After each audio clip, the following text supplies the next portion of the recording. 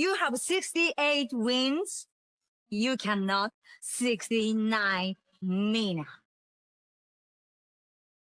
Hey everyone, it is the center of attention, Brittany Brooks, and you are watching Simply Reliable Studios. Come on over, Sam. I'm being. See, earlier I said something stupid to him, and now this is my receipt. Okay. Sabu's just sabotaging you. Yeah. He sure did. Yeah, he's taking over. Hijacking is a better word. You're right. Good luck. Shout out to Simply Reliable Studios making their Symphony debut, sponsoring this match and the entire Dragon Kai demonstration. Heyo, this is Jack Cartwheel. You are watching Simply Reliable Studios. Say his name and he appears. I believe in Noah. I believe in Datula. The Meltzer of the multiverse. Who the fuck wants to compare themselves to another? How much of a mark do you have to be? You couldn't even pick a professional athlete. You went with a fucking journalist? Grow up, man. We just want to say thank you to Simply Reliable Studios for voting us as Tag Team of the Year. Of course. Because you know what they say, right? If you can't swim, you're bound to drown.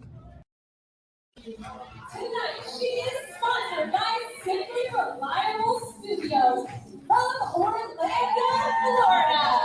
She is everybody's favorite BFF, Izzy Marino.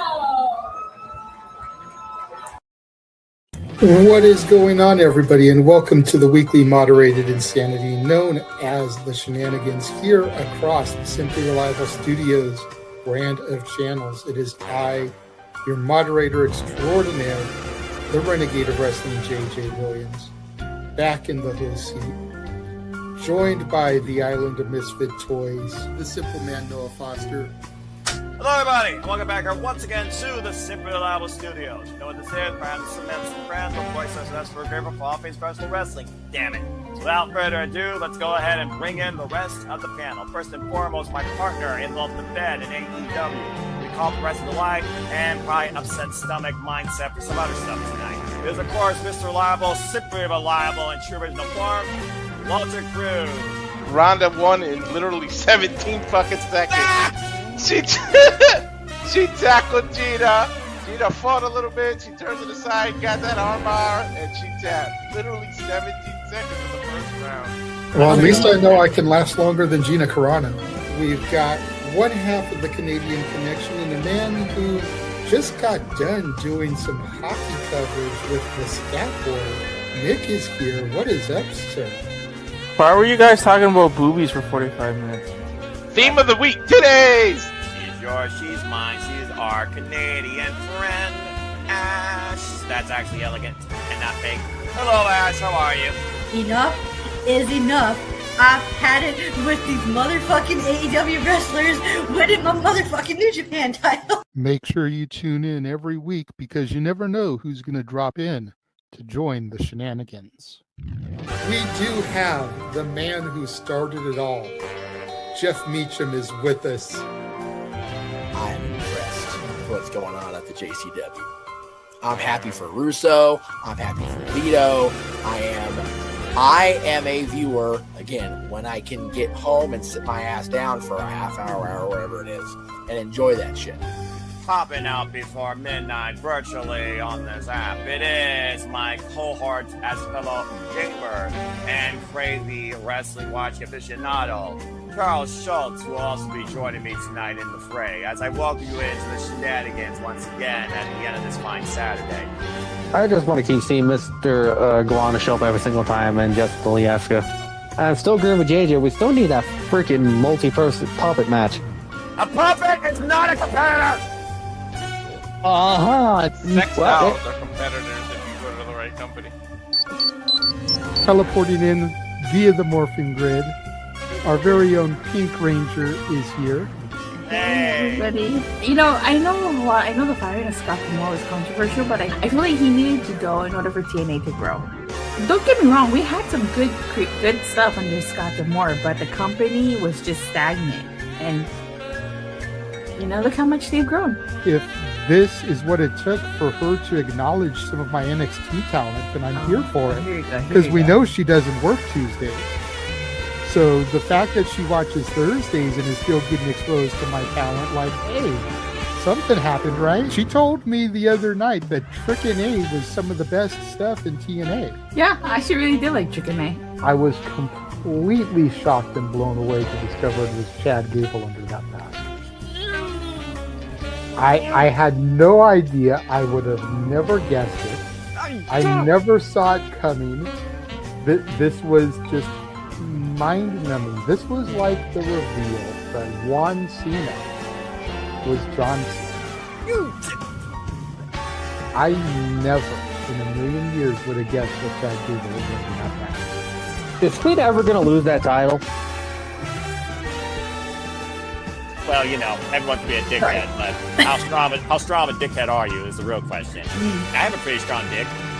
I'll take your word for it. Good night, everybody. Hopefully no one else heard that. Cool.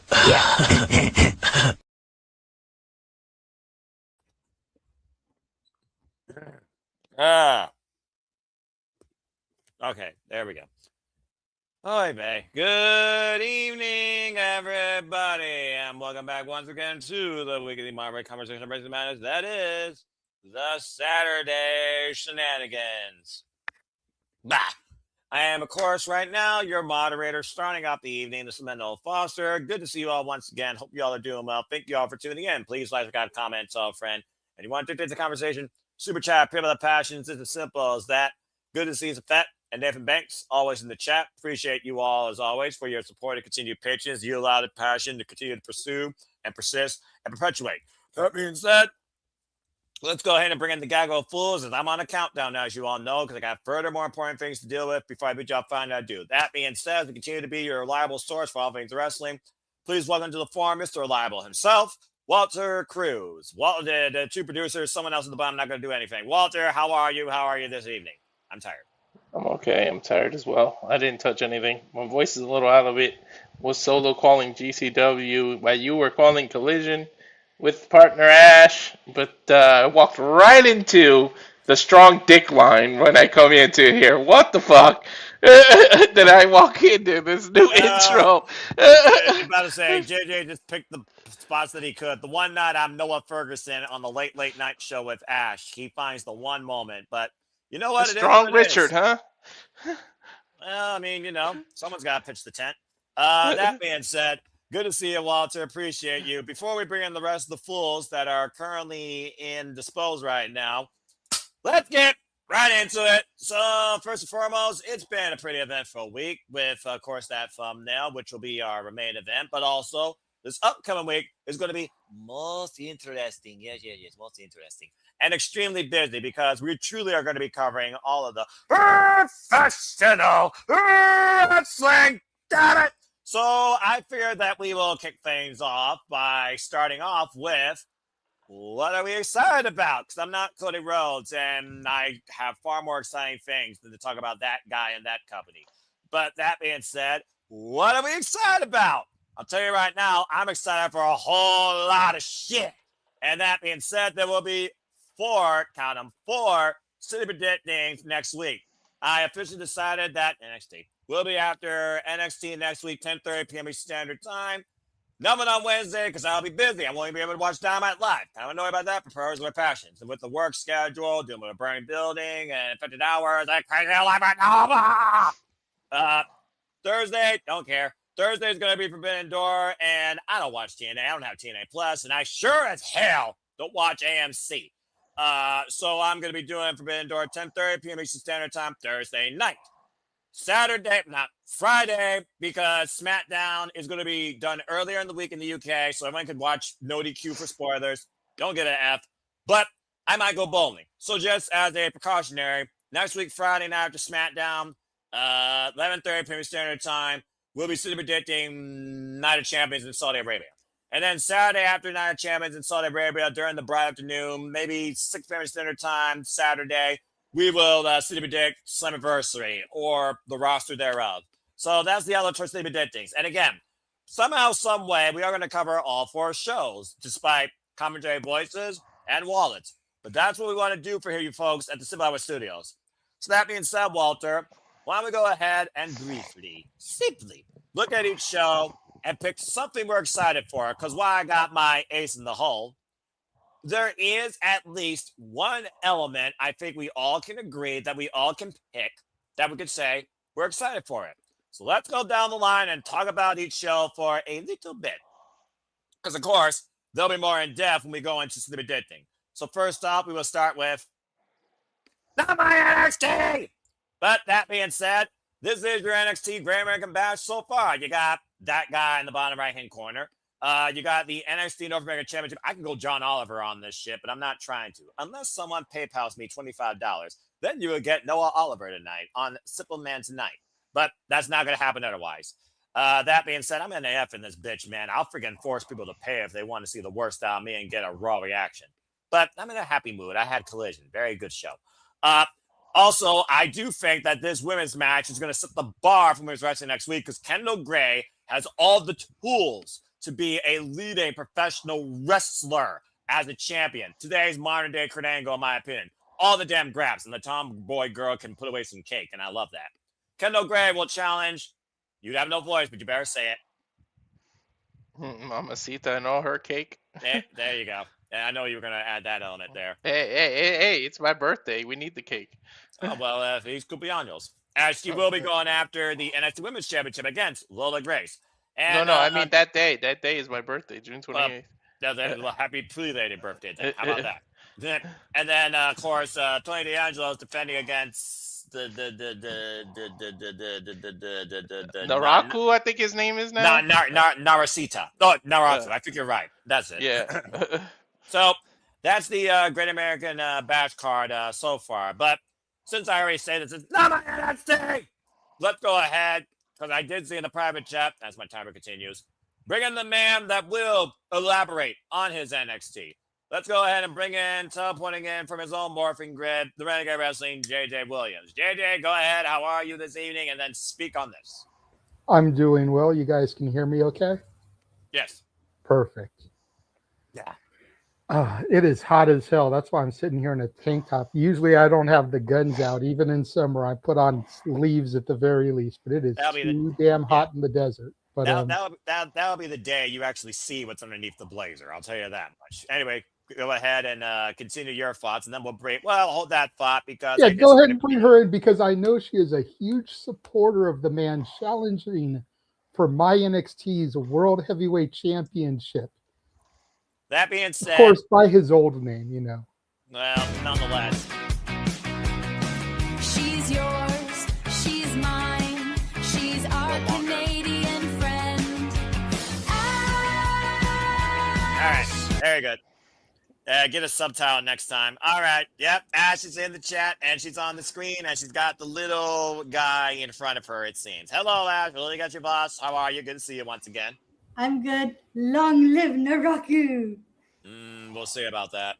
He has entered darkness world, for he is evil. I mean, this brand was evil when it turned rainbow bright and killed its former glory, but that's a whole different conversation. And possibly Hiromu, because Hiromu's on his way too. Yeah, hey, we got some good interviews out of that rainbow situation. Okay, don't trash it. I will trash whatever the fuck I want because I'm the uncensored voice that it doesn't give two shits about a corporate profit. That being said, don't trigger me because you're already starting to. And you want to bring up guys in rainbow jackets from Japan getting fucked over in the Fed. I'll be having to bring that up again too. We don't know that because Finn Balor did well. Yeah. That being said. Look, hey, Noah, I will never argue you regarding Black and Gold versus 2.0 because I did not witness Black and Gold, so I can't compare it to 2.0. But even you have admitted that 2.0 had a few bright spots. There are some good talents that came out of that era. While it still may not be your NXT, and while even the silver version may never be your NXT, you've got to at least admit that they've done something right in a few instances. Blind squirrel can still scratch its nuts and find it at the end of the day. So again, Exactly. not much of an accomplishment, but yeah, I guess it's more than 0%. All right, let's talk about this Swraway. JJ, again, I gave you the mic to start off with because you represent this brand more than anyone else in this internet family. So speak and pass off to whoever and talk about what you are most anticipating or excited for. Well, I've said this a few times in the past when we've done Simply Predicting and whatnot. I am way behind on NXT. You know, with my work schedule being what it is and the fact that it uploads the next day to the CW app, I don't even know the stories going in and how these matches came to be. That said, I'm looking forward to the women. If there is one thing NXT has done right, and I know you'll acknowledge and admit this, from the 2.0 era till today, it is the women's division.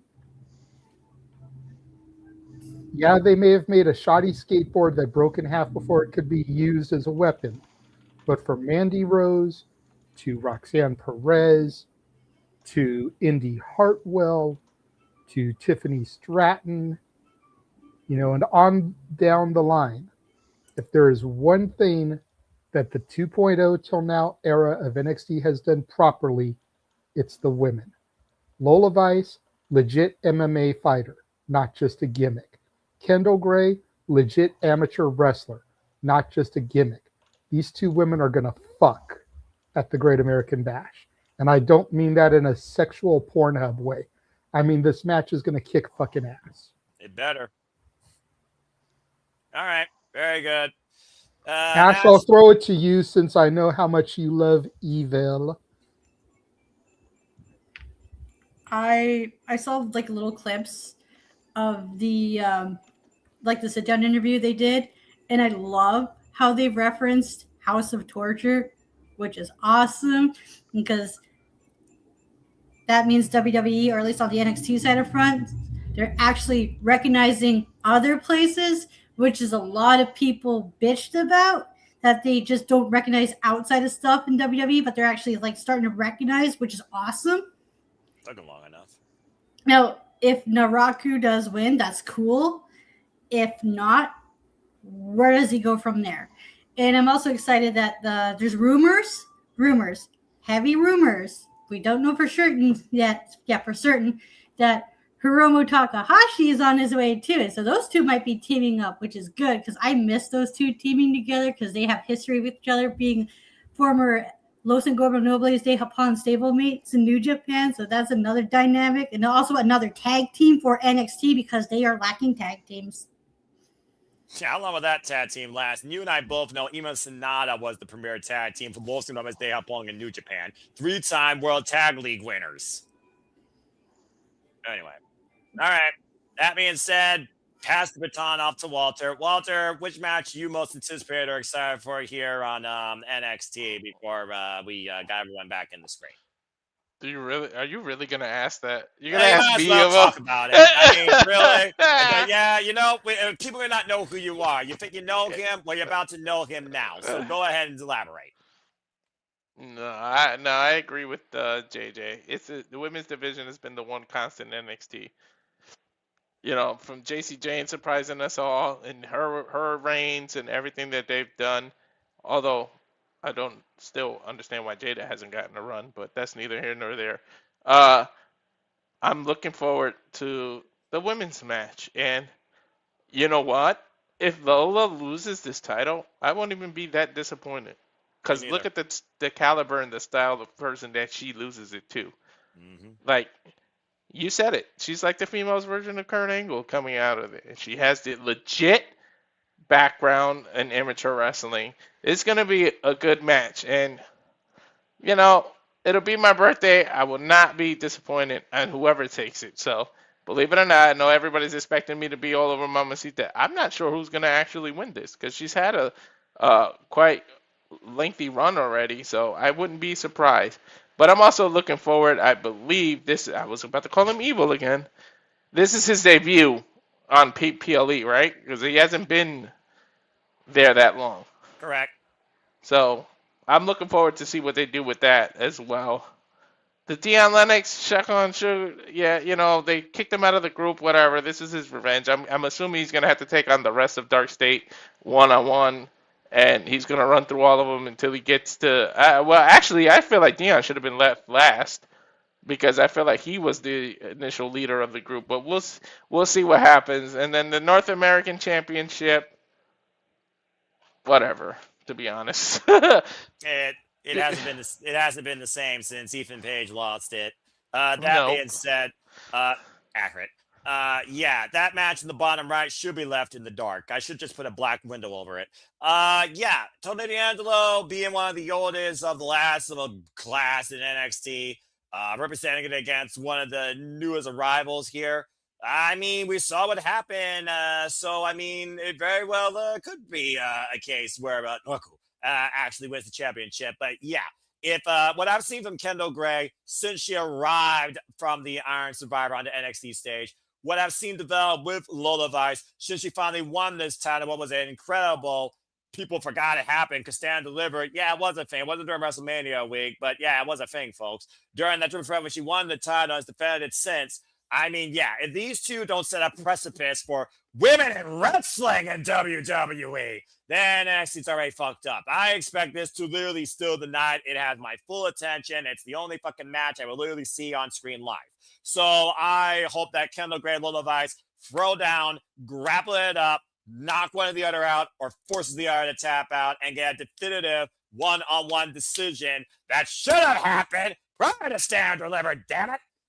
Controversial double pin my ass. So yeah, I will say again, kick ass Kendall Gray, then eat cake. And Lola Vice, see what awaits for you. You've been ruling everywhere else, including AAA, but right now they got Catalina and Bailey holding things down there. So let's see how much longer this run goes, and then see insert name here from NXT Women's Division.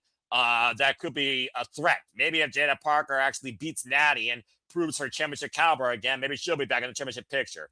Highly unlikely, whole likelihood, quote unquote, Aaron Riff. But I'm definitely looking forward to the next Women's Championship match, and then there's the rest. So again, folks, that's NXT's Great American Bash. As you can see, they are on the CW 7 p.m. Standard Time. That is Sunday, June 28th. If you want to watch it, otherwise, watch it on demand via your local VPN internet provider. But smart web browsing, don't get a virus.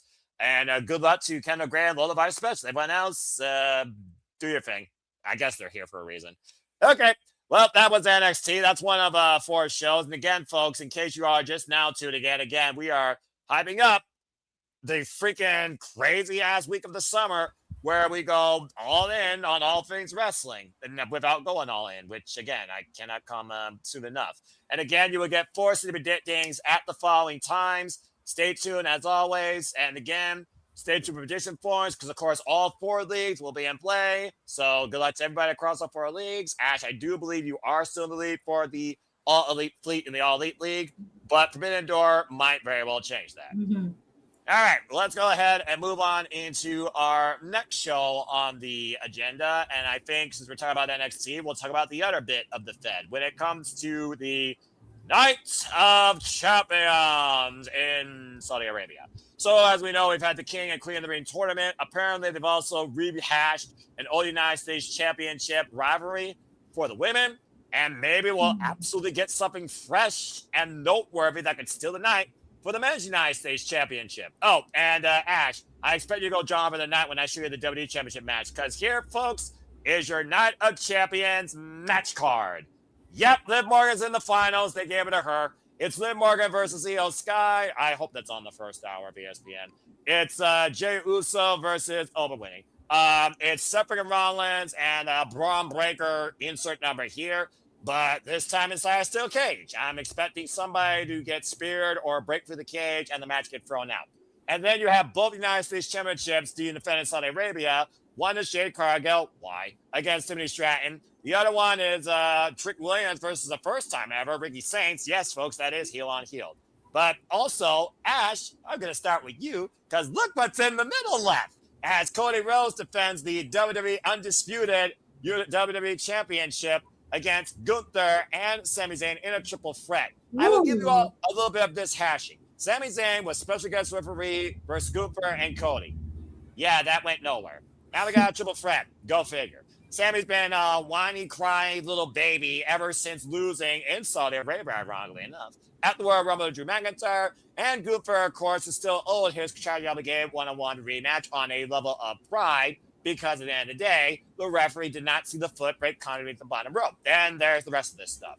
Keep in mind, the winners of the Night of Champions tournaments will challenge for the respective undisputed WWE Championship or WWE World Heavyweight Championship, or the respective WWE Women's Championship, or the Women's World Heavyweight Championship at SummerSlam.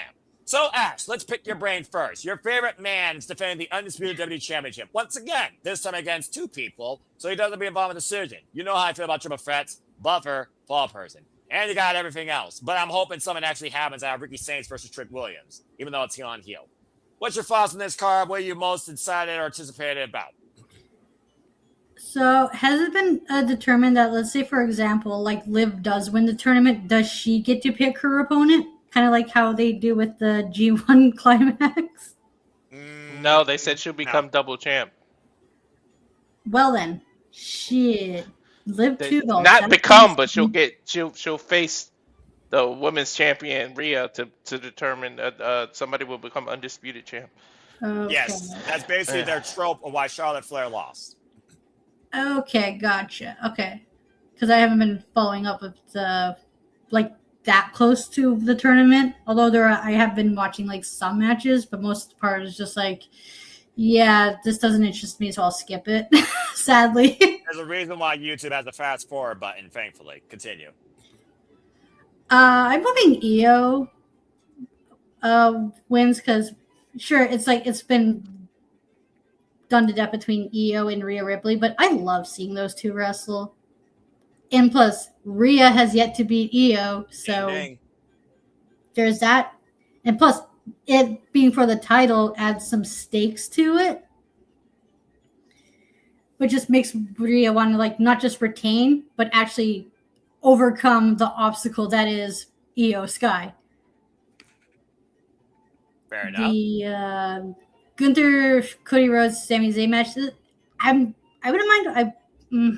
I don't know how I feel about it because I want to enjoy the match, but I just know that I have this feeling that Cody Rhodes is going to retain, and I don't see him dropping that title until maybe Royal Rumble at the latest. Or damn. Yeah, because I have this feeling because like this company is very high on Cody Rhodes, so I don't see him losing that title until WrestleMania. That's when he's going to drop it. Well then. Yeah, because of how high the company is. Not just high, but the fan base itself. Because as much as I don't care for Cody Rhodes, I can't deny that people love the guy. So they're going to push him. Well, they're trying to push him, I think, as this generation's John Cena, if I'm being perfectly honest, because there's still that little bit of polarization, especially international, but continue. Yeah. Obafemi versus Jay. I'm hoping Obo wins, but I have a feeling that possibly Jay's going to win. And then that adds to more bloodline drama, which I don't know how to, because I don't know how to feel, because as much as I like the bloodline drama, it's just like, yeah, I don't know much more they can do with it. That's the sad part. Because like, if Jay does go to win the tournament and who knows, if he does challenge Roman, where does he go from there? Because my mindset is I don't see either champions losing the title until WrestleMania. And it's just like, where do we go from there? I know I'm looking too far ahead, but that's just where I'm at. Well, I mean, hindsight's 2020 when it comes to Mr. Fantasy booking better than the entire WWE staff included or an AI agent that's on our fucking screen, still not on contract, wasted potential. But that being said, anything else, Ash, before I pass the baton? Jade versus Tiffany. I hope this match turns out a lot better than the previous match that they had. Because I'm not saying the match was bad, but it just had felt more to be desired. Like they could have like done a little bit more with it. And I think if rumor was correct that Tiffany was injured at the time, Correct. so they really couldn't do much, and they did the best they can to work around it. But now that they're both healthy, maybe the result could be better. Like the match could end up being better. The U.S. title match,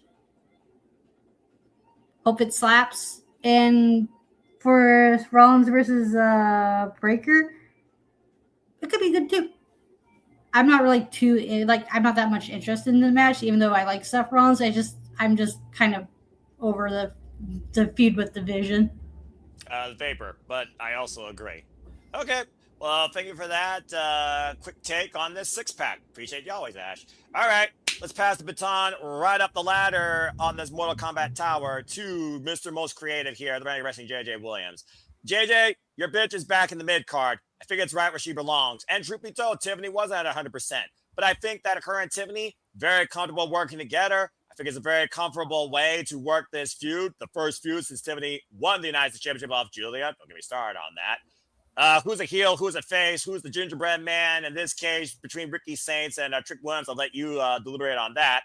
And Jey Uso versus Roman. Again, Cody Rhodes still champion. Finally closed the book on Io Sky versus Rhea. And how much vaping do we have left with the Vapor when it comes to Braun Breaker and Seth freaking Rollins? Your takes on all this, your most anticipated, my friend. The floor is yours. Well, I'll save my takes on everything for when we get to simply predicting. That's fair. Because I know we've got you on a timer. And I want to get your thoughts on some of the other things we're going to discuss. All right. As far as what I'm most looking forward to, which is key to this, and I think it's going to shock people, but if they've been paying attention, my feelings on a certain person have somewhat changed over the last 6 to 8 months. Io and Liv. Mm-hmm. I think the plan going into things was Io versus Rhea at SummerSlam, where Rhea finally would get her victory over Io. However, ... However, I've been reading reports and believe rumors for what you want that Rhea is injured. Oh, no. So I could see, if we can bring down what is up there. You Thank fucker. you. You fucker. I could see Liv winning and not wanting to wait till SummerSlam. Calling Rhea out right then and there and dethroning her.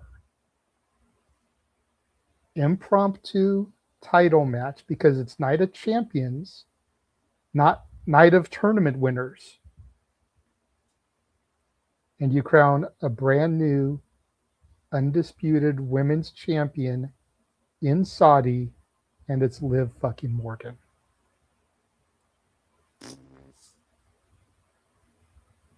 This all depends on whether Rhea is legit injured or not. Because if she's injured, chances are she's not going to be cleared by August 1st. So why drag this out? Because it's the Fed. That's kind of what they do sometimes. And Okay, they've done it in the past. But they do it when it makes sense to do it. If somebody is injured and not going to be cleared for SummerSlam, it doesn't make sense to have Io or a Liv versus Rhea match at SummerSlam. That just makes no sense. All right. Fair enough. Get it over with. Call her out. Quick roll up. You know, Dom can distract Rhea as she's getting into the ring. Oblivion. 1, 2, 3, 30-second match. You know, we're talking honky tonk Ultimate Warrior here. And Rhea goes out without any further damage.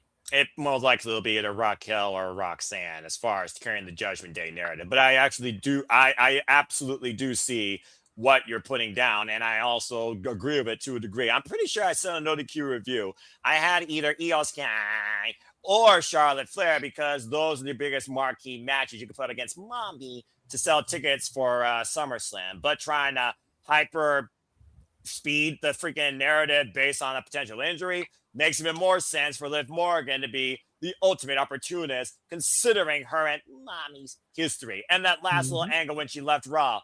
See you soon. I look forward to it. Screw Crown Jewel. Do it now. And then see when Mommy comes back up from down under in Australia from recovery. And Fair then, enough, JJ. And then let's not forget, we've got Money in the Bank coming later this year in October. What a weirdos. Hold on. All I'm saying is that can be how they split the belts back up if they want to. Yeah. It's whoever cashes the briefcase in only gets one belt, Liv keeps the other.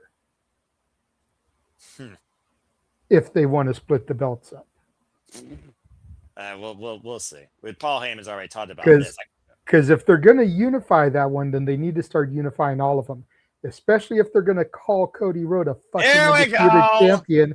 Because he's not a fucking undisputed champion when there's a World Heavyweight Championship on the other goddamn show. Well, look at the print. Shy zoom in, folks. Do you not see what it reads? I don't care what it reads. He's the undisputed WWE But he's not champion. undisputed. But the WWE There is a World Heavyweight doesn't Championship care. on Braun Breaker's shoulder. I don't care that they want to try and say it's undisputed. It's not undisputed if there's not another title. I love this trope that gets under his skin that they just don't give a fuck about. Because at the end of the day, they still call Cody Rhodes the undisputed WWE champion. Just because they acknowledge him as that doesn't mean I have to. Yeah, well, tell that to the rest of the WWE universe and see how many of them agree with you. All right. Thank you for that. Okay. Safet, Chris, and whoever else is in the chat. Matt, Money Mac, is Cody Rhodes an undisputed champion when there is a World Heavyweight Championship that exists on the other show? Yes or no? Just build a poll and use that on Studio 24 on the X, damn it. Jesus. All right. Moving on. Thank you, JJ. I love you, man. You're such a fool, but you're Bam. also an accurate It's fool. disputed. Okay, 1 out of 698 billion. Get back with me. Okay. Walter, number 2. Let's go with you. What is your freaking, because I'm sure you also agree with JJ. That's why I called you number 2 in that conversation. All right. As far as I'm concerned, you're just 1B when it comes to JJ because you both share a brain, damn it. What are you most anticipating? Thank you. What are you most anticipating regarding Night of Champions? Len, your thought. Well, first of all, JJ's in my head because I don't know if you remember, but during the review when we were backstage, it's exactly what I said. I said there's no Money in the Bank winner. So they might do whoever wins the Queen of the Ring calls Rhea right out, and they do an impromptu match so she can get beat if she's legit injured. I didn't say it on the air, but we said it backstage. And we know how I feel about the disputed and undisputed because there's a reason UFC has interim titles, and then you win the undisputed championship by having the 2 champs fight each other. But WWE doesn't get that concept. Nope. Anyways, believe it or not, I'm really looking forward to the Gunther, Cody, and Sammy match, believe it or not, because I want to see what they do. Because here's this opportunity to take the title off of Cody without him being involved, and do they have the balls to do it? That's what I really want to know. So I'm not giving a prediction because it's simply prediction and things like that. But I'm actually really, really looking. And you guys know my birthday is June 28th. King of the Ring was always near that, so it's my favorite event. I wish they would bring it back as its own PLE. Right. But they got Night of Champions and they're doing this. So, yes, the finals I'm looking forward to, but I'm really looking forward to see what they do with the WWE title and why Sammy's involved in here because I said it as soon as WrestleMania was announced and Royal Rumble was announced in Saudi, I said Sammy's probably winning that Royal Rumble. So I figure this is part of like the first domino to fall to get Sammy into the main event of WrestleMania. So we'll have to see, but that's what I'm looking forward to the most. Okay, that's fair.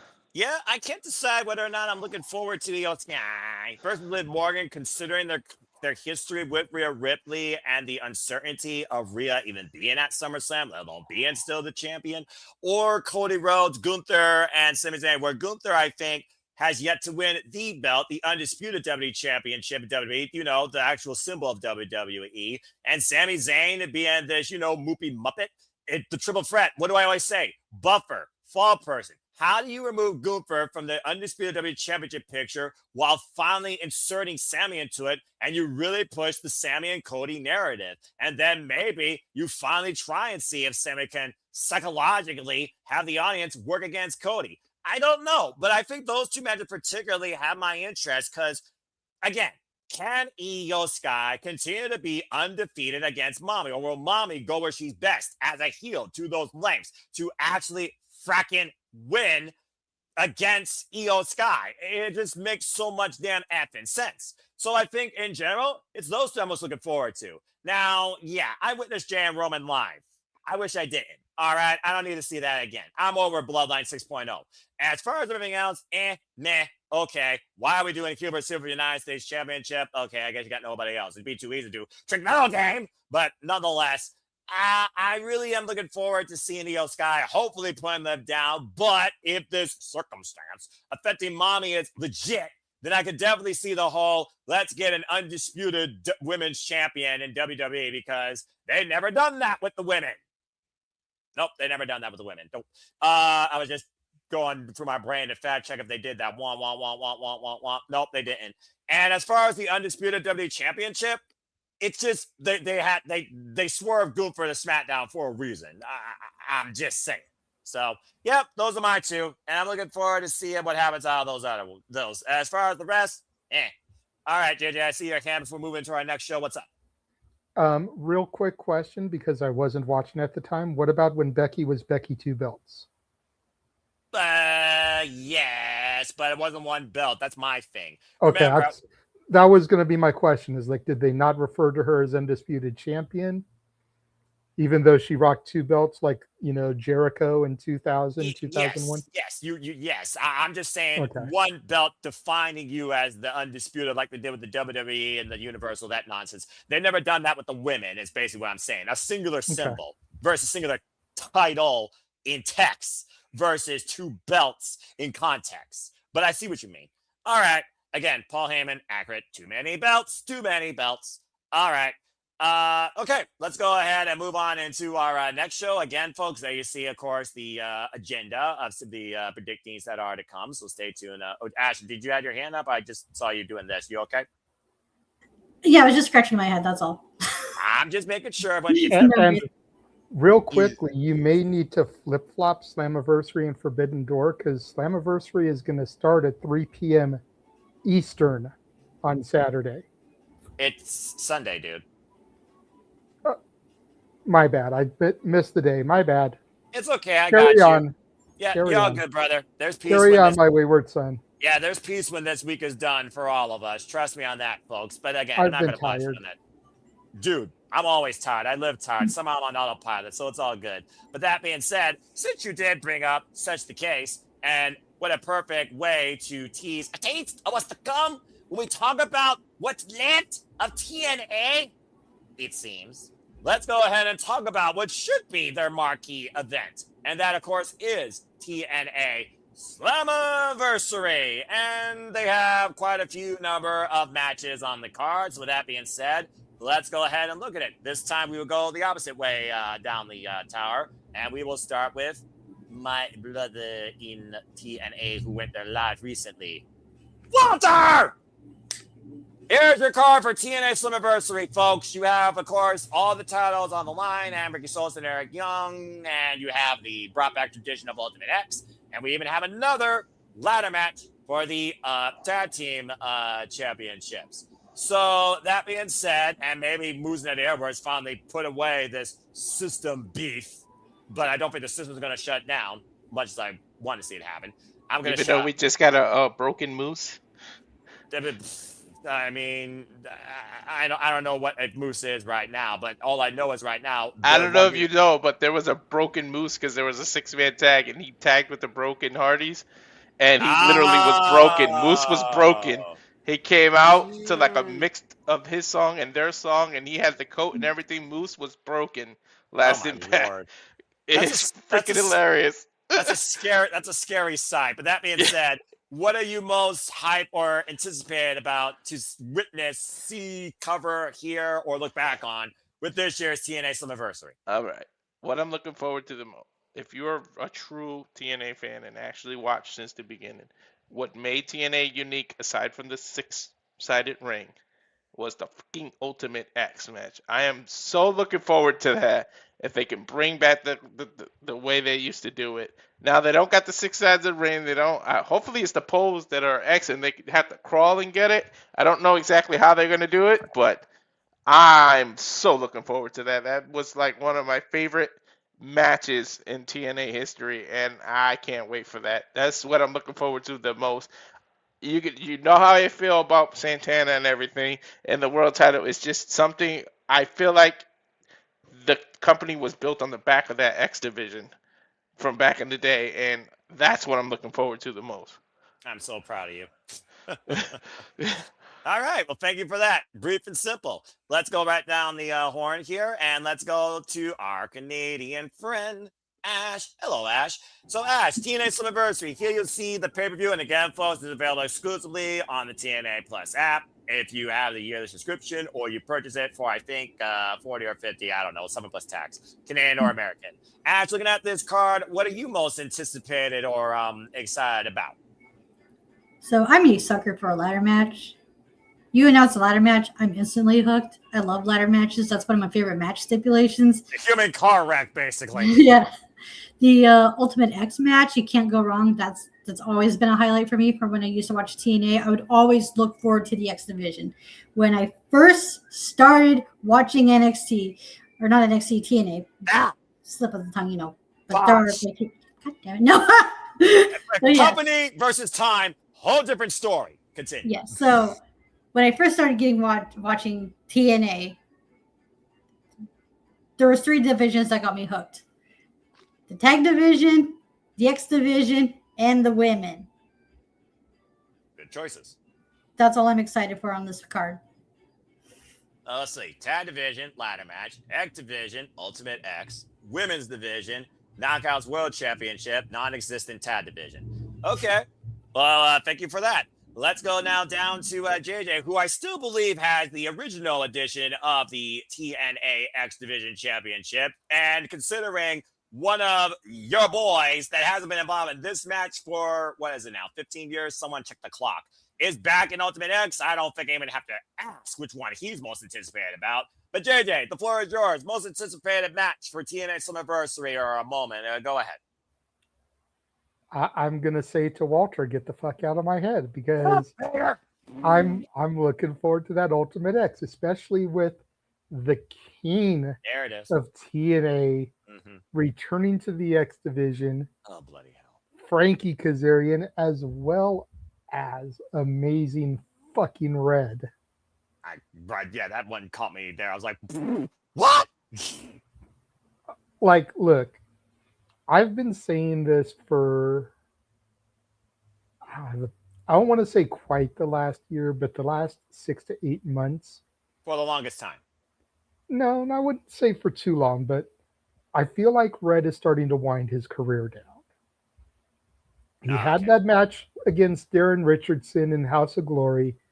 He took his boots off. He left him in the rain. And then he came back and he grabbed him like, I'm not done just yet. But ever since that moment, I've been kind of feeling like Red is winding down. And I think this is one last big hurrah on the stage that made him TNA to kind of give back before he's done officially. You know, and he gets to tie up with Cedric Alexander, Leon Slater. He gets Frankie Kazarian again. The rest are just kind of like whatever extras. But Red being able to be in there with those other men, those 3 other men, I think means a lot for him. Personally, I'd rather seen this be a fatal 4-way with the 4 men you mentioned, but that's just me. Now, I'm gonna predict something, Noah, because you clowned a specific division.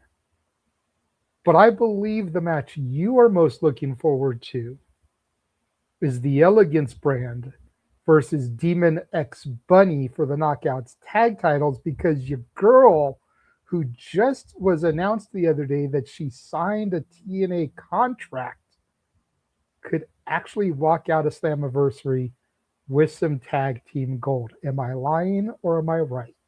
You're wrong. It's the TNA Knockouts World Championship. So it might be the first TNA Knockouts World Championship match that matters this whole calendar fucking year.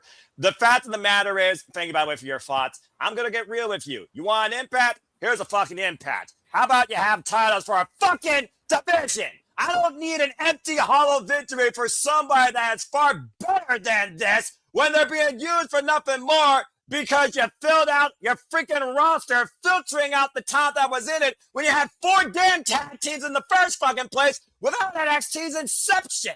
The bottom line is this. TNA is a hollow vessel of what it fucking was. And Slammiversary is its last chance to resuscitate new life in the letters TNA and what it stood for in being an alternative and not a singularity or a future fart breeding, breastfeeding the fucking WWE. Now, back to normal here. Let's get back on track here. But yes, I think Lady Leaves are Brookside, the follow of Angel Warriors, gotten very personal. Both TNA, both very strong about this TNA Knockouts World Championship, what it stands for, what it means, and the relationship should bring a very compelling match. And of course, I've always held the TNA Knockouts World Championship to a different standard when it comes to the identity and the value of women in professional wrestling. Now that it's back on a rightful, fighting, worthwhile, capable person, TNA founded, once again, I'm very hopeful that Lei Ling Lee can restore prestige to this championship, and trying to literally subdue and defeat her former partner, the Angel of the Ring that's gone dark that she looks to cook the wings of, is going to be a very fun match for me to see. But also, as TNA faithful, you can't say anything more that hasn't been said by Walter or Jada when it comes to what Ultimate fucking X means to TNA wrestling. Without that, TNA doesn't exist. Damn it, period, point blank, simple as fucking that. So I'm definitely looking forward to that, and Kazarian being involved in it for the first time in over a decade surprises me. But honestly, he could become a 7-time X Division champion. Hell, when he came back to TNA, hey, here's some props for your boy. He beat people like Billy, Crossface Chicken Wing, called his shot, went after the TNA World Championship for the first time, and it could be the catapult that gets him back there at some point, because Option C is still a thing. Ladder matches in Slammiversary are always synonymous, especially when it comes to the Hardys that pushed a button and used a rope ladder last year, let's forget, to regain the damn championships. Now they're going in here broken? Oh, Lord. Oh, who knows what them and the Righteous are going to do to each other. Think what I'm saying, man? Trying to close the book on the system and seeing Mike Santana and Nick Nemeth and how passionate they are, where Nick Nemeth, I guess, is the face now. As long as you keep out Timu Nemeth, then I will respect you for what you're doing and calling your shot here and be in the main event. Hopefully half the damn audience doesn't walk out on you all like Bound for Glory. I think that's going to be a very competitive match as well. And as far as Demon X Bunny for life, congratulations, Allie. I want your TNA run this go around to not just be in vain for a cinematography scene to draw a rating on AMC for TNA or lack thereof. If you're going to crown new tag team champions, you better fucking have a division for them to defend it against or for people to come after them. Because Elegance Brand versus blank, blank versus Elegance Brand, when it's the same damn team on both sides for your eternity of your shallow existence left, is not a fucking tag division when you have the most prominent women's tag division at one point. But overall, TNA Wrestling, at least there's 2 matches I'm extremely looking forward to, and at least 1 moment, not the match. Because again, fuck the Elegance Brand, but at least I might be able to see Demon X Bunny win together as a tag team when they started off as rivals in a bygone life as Demon versus Slayer. Now, if they fought Demon X Bunny, you don't want me on camera. All right, that being said, that's Slammiversary. Sorry, not sorry. Looking forward to it somewhat. Don't fuck it up. Make me believe that TNA still could be TNA again, especially when we get to our main event topic. Okay, that being said, before we take our commercial break, we got 1 more show to discuss. While you got a little bit of a rant out of me, I'm going to cool down now, or shall I say be tranquilo. despite the fact there is no Los Granada de Japón anymore in the business by name, but by brotherhood, there certainly is. Name be damned, while Nick tried to analyze my brain and everyone tries to nitpick, dissect a frog's penis and stomach more than the fucking name itself, why there's actual continuity in Stardom, why there's actual beef with New Japan and AEW when it comes to AEW, and why you got CMML presented. And yes, as always, here at Simply Predicting and CMML Studios, we always focus on main cards, folks. Pre-shows and countdowns, we don't give a shit unless we truly believe it has real implications on the main show's premise. And regardless, AEW, you got great pre-shows, you don't. But shout out to Divine Dominion, who will be defending against Thunder Rosa and Olympia, those tag titles, and Olympia once again feuding with Megan Bayne. Again, if you did not go see that match, go watch Amazonian's CMLL show. But that being said, allow me to open the door to Forbidden Door for you folks. There is your main event, main card. We have Kenny Omega, Zack Sabre Jr. We have both Owen Foundation Tournament Finals. Starlight Kid goes to the Forbidden Door for the first time ever. JJ, first time ever against Fekla. John Moxley goes one-on-one with Bandito. We have Unbound Company, Triple Threat Tag Team Exhibition action. We got Kid Yuko versus the Dogs. And we have Shota Umino defending New Japan's honor and gold against the Bastard Pac. And Mark Briscoe with a chance at Triple B if he beats Team MJF inside Steel Cage. But this is your Forbidden Door main card. Man, Tony Khan, don't book another match. You don't need 10. I think 9 is a great number. Still think it's too much. I probably would move 2 matches, but that's just me. But seriously, this is a perfect grid of matches. Don't do anything else. Now, we have gone around the horn. I think everyone started off something in some way, somehow, for the most part. So let's go ahead and get everyone's brief thoughts on this. Because again, we're not predicting. We're talking about anticipated excitement, what we're most looking forward to, the hype. And that being said, because she's been called out, fine, why not? Ladies first. Hi, Ash. Because you and I did just call the collision that, of course, set up the finals of the Women's Representation Tournament. And you got to call your boy, give you a great little tune-up match of what Kenny Omega might have to deal with since G1 Climax 28. And stay tuned, folks, because me and Ash might actually bring back the simple session for one time only to further hype this up since AEW Unrestricted is no longer a thing. In time to be determined, exclusively at Bay for Wrestling and the Cements brand. So that being said, Ash, let your batty mind run wild. What are you most excited about? What are you most anticipating? Go ahead. Can I have the cop-out answer to say the entire card? You know what? That's fair. Because War Dogs versus CNC Concerto Factory sounds pretty good. CNC Concerto Factory. Someone needs to put that as a shirt. Bandito versus Moxley could be good because I love Bandito. Bandito is one of my homies. I love him so much. He is the man. Not the man, because obviously this is my man. But I'm about to say, you go against him, we're gonna get your brain a lobotomy. Continue. The triple threat tag match. Hey, look, guys, companies, they're partners, they're being represented. What? That's what you guys wanted, right? That's what you're getting. And Super Junior's action. I wonder who Ash is referring featuring to. Shingo Takagi, because he's not a junior no more. I know, he's a heavyweight. I guarantee you he's a heavyweight. But also, let me go ahead and zoom that in for you a little bit. Bloop. You were saying? CMML, AEW, New Japan. What more could you ask? Continue. We got Umino versus Pac, which is the 3rd or 4th or 5th New Japan representation, because a lot of people complain that there's not enough New Japan representation or titles. So we got newly crowned global champion Shota Umino versus Pac, which adds to the whole Umino versus Gabe Kidd stuff that's going on, because Gabe is aligned with the Death Riders, even though his former homies in the War Dogs are still there. So they have yet to interact with each other, which I'm looking forward to. Starlight Kid, someone I've been hearing a lot about. I can't wait to see her. I've seen clips of her, and oh my god, I love her. I can't wait to see this match. There's a reason why El Desperado literally encompasses her, and Wild Desperado is one of her biggest role models. Oh my god, I love that too. I love that pairing so much. Despy and Starlight Kid. It's scary and adorable at the same time. Adorable. It is it not? You're not wrong, to be fair. Continue. We got the two Owen Hart finals, which I'm more looking forward to the Mercedes Maya World match because Maya has been impressing me as of late. I want to see her as champion sometime in the future, whether it be AEW Women's or TBS, work her way up.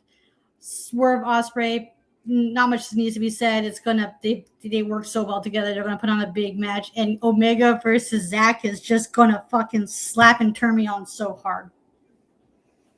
Well, tell us how you really feel. This woman's about to have freaking euphoria, or or both. I don't know who I want to win. That's the sad part. I don't know who to cheer for. Zack and Omega. That's a great thing. You don't give a damn about the result. You just care about watching the match. Right. That match, I'm just gonna sit back and relax and enjoy the shit out of it because you can't go wrong with Omega and Zack Sabre Jr. Whether they're wrestling together or like just wrestling in general. Because you know what, I'm just gonna do my thing and stare at the monitor and be play-by-play. If you're just there staring off into space, also on screen, I more than welcome it. But you know what? Nonetheless, looking forward to your batty takeaways after this pay-per-view, and good luck at predictions, Ash. And I hope you're positively predicting. I got a crown to protect. You do for the time being. But again, I think Forbidden Door is going to be a pivotal point in many people's thoughts in AEW and maybe with scores and predictions, including me. All right. Thank you, Ash. I love the energy. All right. Drink your coffee and calm down. Tranquilo, young man. Yes, Tranquilo. Absolutely. Yes. All right. Mia I was Mono. about to say, before we pass it off, I wasn't feeling this Forbidden Door pay-per-view concept. And then after watching Collision, I'm just immediately sold now. Hey, sometimes all you need is the right way to push you forward or the right type of booking to engage you, and you'd be surprised what happens in front of you. Plus, AEW pay-per-views. The thing is, AEW pay-per-views have set a standard for professional wrestling, for professional wrestling fans of this age, where you have expectations to a point, and you're like, I'm happy. And then you're like, okay, why isn't that quite there? And then you also get that point sometimes where you're like, let's fucking go. And Patience is a virtue. Amen to that, sister. And there's a reason why I live patient and tired. All right, and why I'm always patient with all of you. Although you're the one that drives me the least batty, quote unquote, despite your name. Despite the fact you broke me on Collision. Nice job, by the way. Thank you. Also, screw you. All right, that being said, let's go to my fellow Hermano. Walter, give your thoughts. Most anticipated hype, Forbidden Door. Brief and simple, go ahead. Ash, get out of my head, because I literally was going to say, I'm fat, I'm greedy, I'm just going to say the whole goddamn card.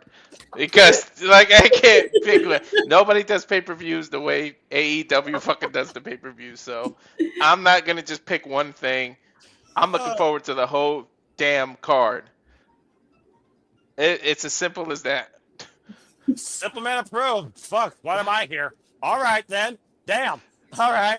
I love it. Again, we're over the hour mark, too, so I expect Jada to be briefing the simple as well, because I'll just go ahead and say this, because you're probably like, well, you always last, Nola. All right, fine. You want to hear my thought? Here it is. Let's fucking go! My God, this car looks amazing! I got startup! I got continuity with the fucking president being assaulted by Thekla again this morning, and I love it! I love this war with Thekla and Stardom. It's so fucking fun. Maya World Cinderella story. I pray that she succeeds because she more than deserves it. Ospreay and Swerve. I just pray Ospreay's neck survives. This is his World Cup. Ospreay, go for the goal, achieve the dream. Swerve is going to be more dangerous than ever. Kenny Omega, Zack Sabre Jr. Thank you, wrestling gods. Speed, intensity, pride for your company, pride for your integrity and what you believe professional wrestling should be represented and be. That's the Death Riders. Freaking Shota Umino and Pac. I'm just waiting to see who hits the other one harder. John Moxley, Bandito. How far is Bandito willing to take this shot? Could he surprise with an upset Moxley? I got Shingo Takagi on Forbidden Door. I'm set. And then I got, probably a nice little, I'm just going to call it what it is. The 12-minute at the end, it's going to be fun. But if it's the closer, it is what it is because it's MJF and it's the premise of the championship. But like I said, if I were to take one match away that you think, oh, why is it here? Maybe the 12-man steel cage could be its own thing on a Dynamite, like a blood and guts type thing, but it is what it is. I'm just ready to call this fucking show and watch this show because as a fan of Shinyan Pro Wrestling, Japan, and Stardom, especially being showcased here this year, Stardom with a heavier presence than ever before with Starlight Kid for the first time ever. Again, let's fucking go. Period. Okay, now let's go to JJ, and then we'll wrap this up and turn it in a commercial break because I need to go quench my thirst. Now I'm wrestling because I already got that, but I need to go replace Mountain Dew. Hi, JJ. Most anticipated match, most anticipated outcome you all hope to see, not predicting. Go ahead, then your thoughts real quick, and then I will shift us to our commercial break. I'm going to surprise everybody again. Do tell. The match I'm most looking forward to is Maya World and Mercedes. Wow. Are you sick? No. Okay. Just making sure. Just making sure. No. Ash is in enough spaces with me that she knows. Okay, that's fair. She knows as well as y'all do how much I detest Mercedes. Oh, yeah. So here's my thing here, and I won't bring the Emmanuel card up again, but just know this is kind of an Emmanuel card scenario. Then I'm going to do this for you while you talk more about it, because please. Mercedes has lost every championship except one. That's right. The Owen Hart belt. Maya World, to your point, Noah, has been on this Cinderella run going through this tournament. She just defeated her mentor tonight. Yes, and I couldn't fucking believe it. Neither could I. Like, all I saw were the highlights, and I was in tears. I was shocked. All I saw was the highlights, and I was in tears. When you think about what this young lady has gone through the last month or so, with her brother passing away, trying to start a GoFundMe to raise money for funeral expenses, the payout that she's going to get just for being on this pay-per-view should be enough to take care of those costs for her and her family. Without a doubt. But what if she wins? What if she actually beats Mercedes and goes to All In? Then, okay, and I already had some of this conversation with people today. Ash was in a space that I was in. She knows kind of what I'm talking about here. And I had to leave the space because it turned into basically one person hogging the show, and I just couldn't deal with it. Oh, I hate that. But I understand the whole desire, you need star power on a card like All In.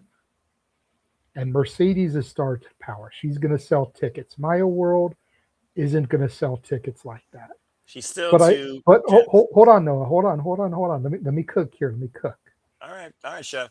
I feel like there's going to be enough on the card that'll make up for Maya World taking that spot from Mercedes. Okay.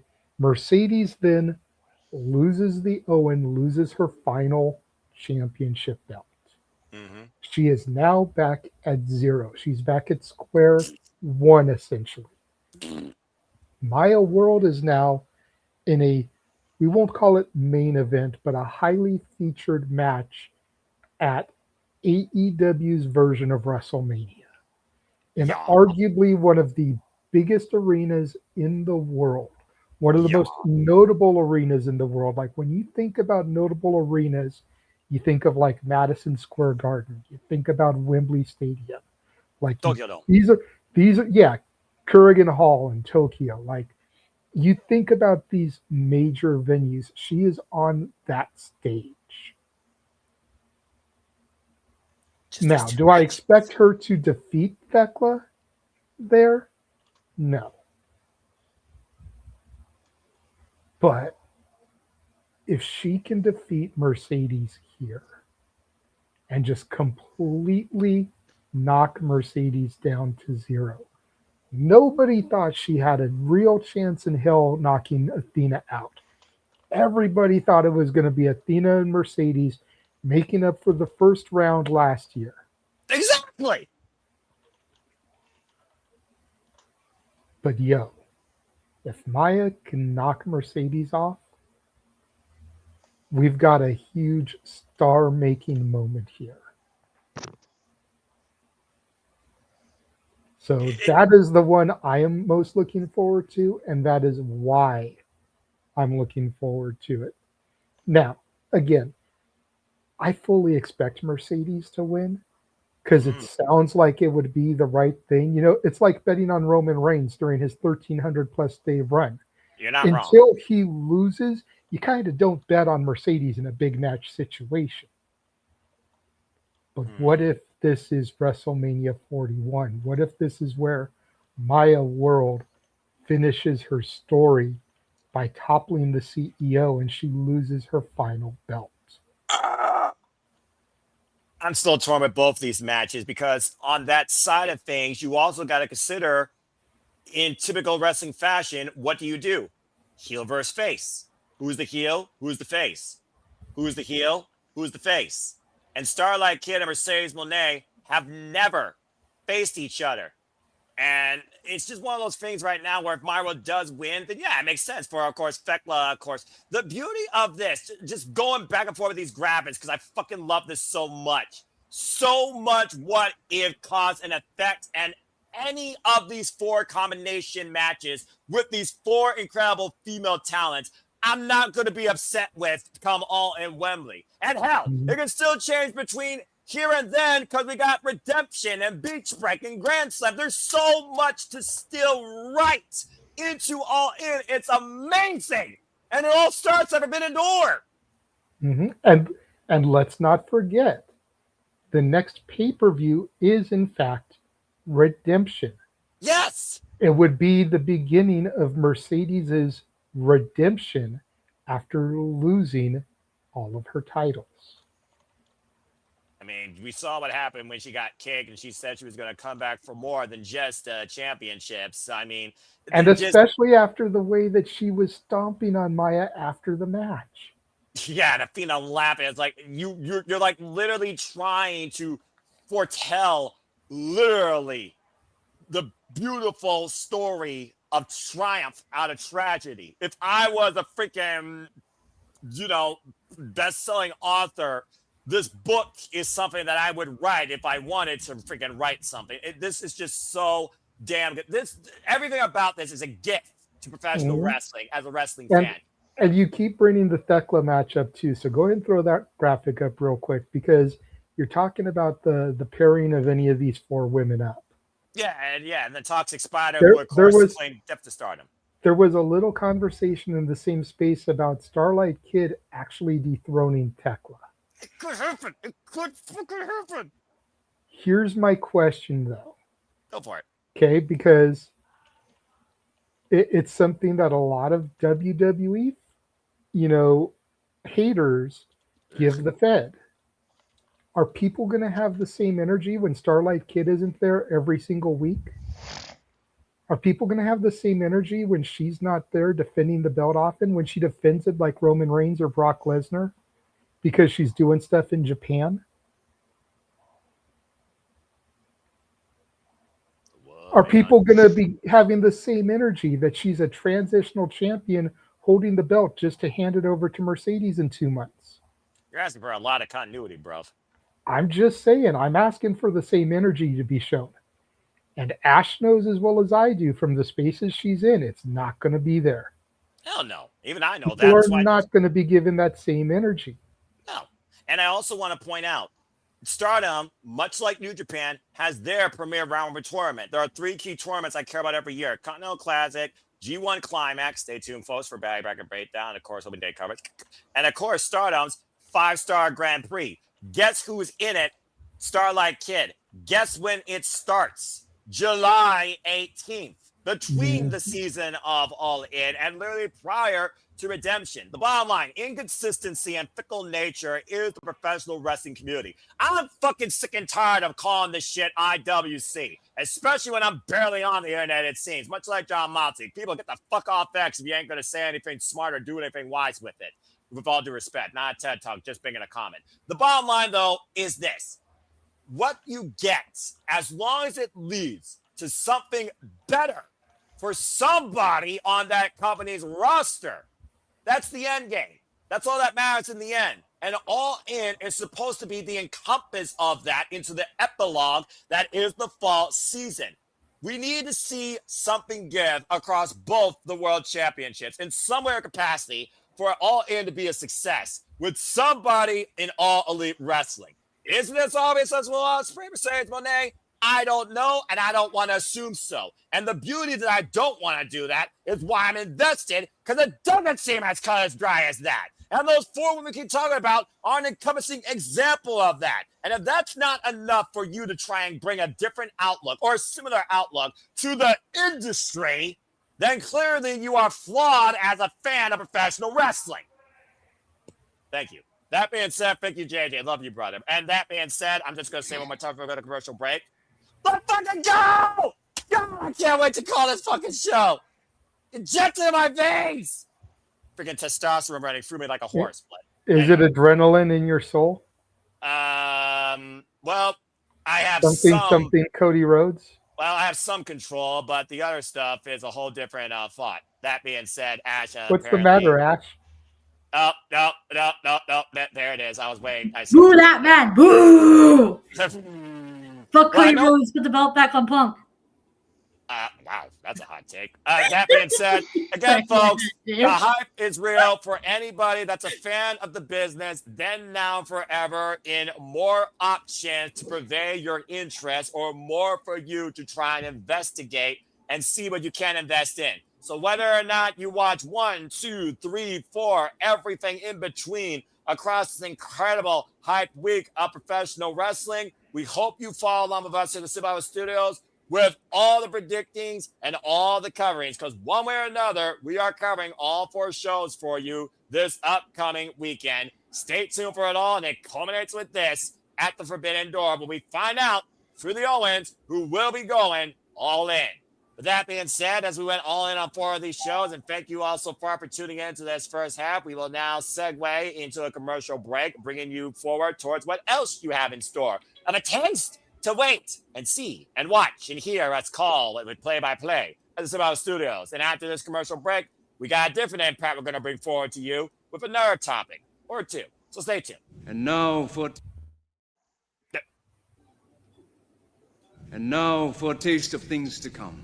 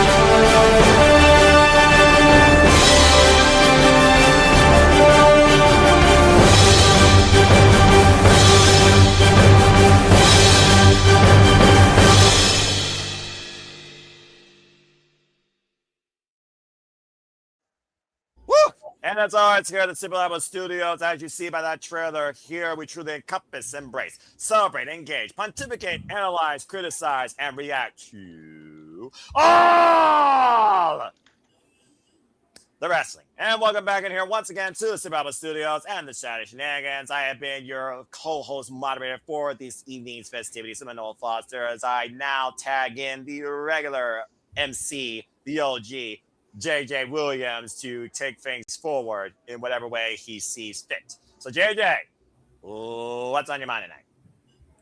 Well, thank you, sir. Awesome job as always.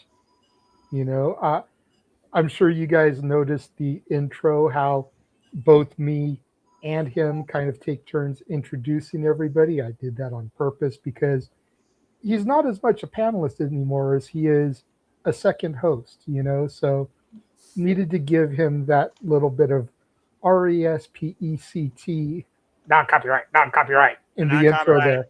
Shout out to the queen herself. God rest her soul. And thank you, Andrea. You're also very lovely. Yeah, shout out to Nick's wife, which I'm assuming is Nick in there doing it. I love all the wrestling. Fuck Nick. That sounds like a Nick thing to say. Yeah, about the same. So now we know that Nick's wife is named Andrea. So because I never knew that before, it was always just Nick's wife. Accidentally doxing his wife.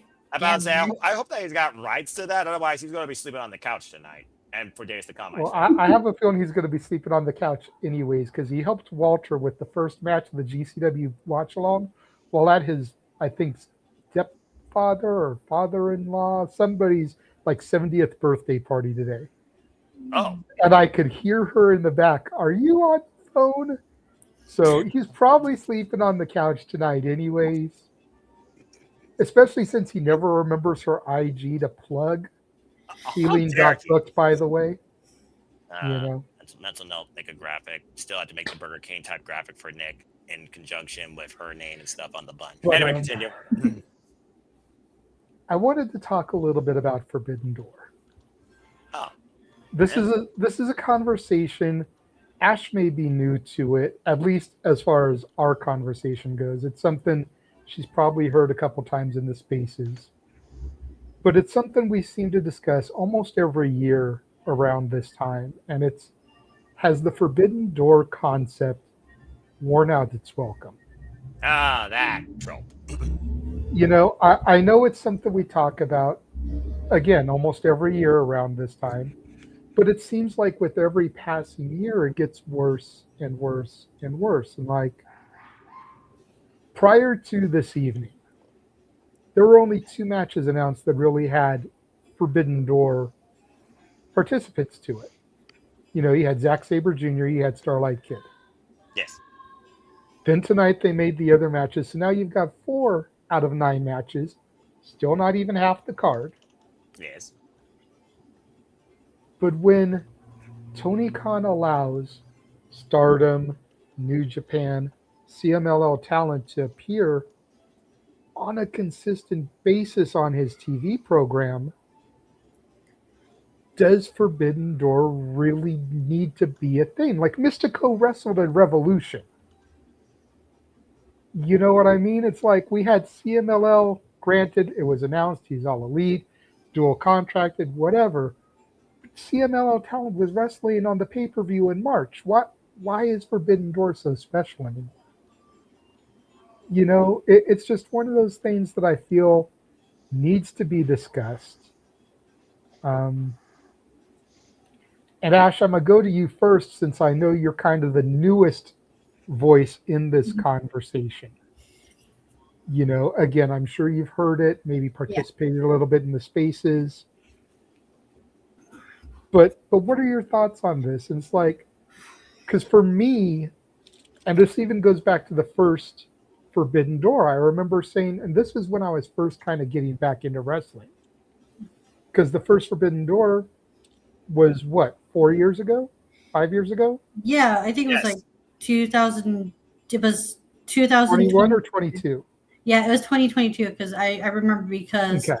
So I had been back in for like a year, not to cut you off, and I remember looking at things like people on the New Japan roster are people on the AEW roster. How is this so forbidden? And it just seems like they added a CMLL, they added Stardom, and all that's great, but I don't feel like the original intent is there anymore. Considering these rosters are able to come anytime. Go ahead, Ash. So the first Forbidden Door I remember was being in 2022. Correct. Because I was watching it. I think I was watching it with a friend of mine, and I noticed. And this was when I was starting to get back into pro wrestling again because during COVID, I stopped watching it. I stopped watching everything. I stopped watching WWE. I stopped watching NXT. And I stopped watching New Japan. And it wasn't until like 2021 that I started watching Dynamite weekly after Double or Nothing. So when Forbidden Door came around, it got me back into New Japan because it's like, oh, hey, I remember you. I remember you. I remember you. All right, I'm going to go watch the G1 Climax again. Hell yeah, let's go. And then, because the idea of Forbidden Door is, hey, what if this AEW wrestler wrestled this New Japan wrestler, this big name New Japan wrestler? And we still get that. But the sad part is that all the big names from New Japan have crossed over to AEW, which I don't fault them there because Okada, Jay White, Keep going. Ospreay. I think there's a one I'm missing, but they've done everything they could in New Japan. So they felt like to venture onwards to elsewhere. And this is not the fault of AEW, but also New Japan has heavy blame because they are not the best at building up potential main eventers for when their big names that they've like cycled around and relied on leave.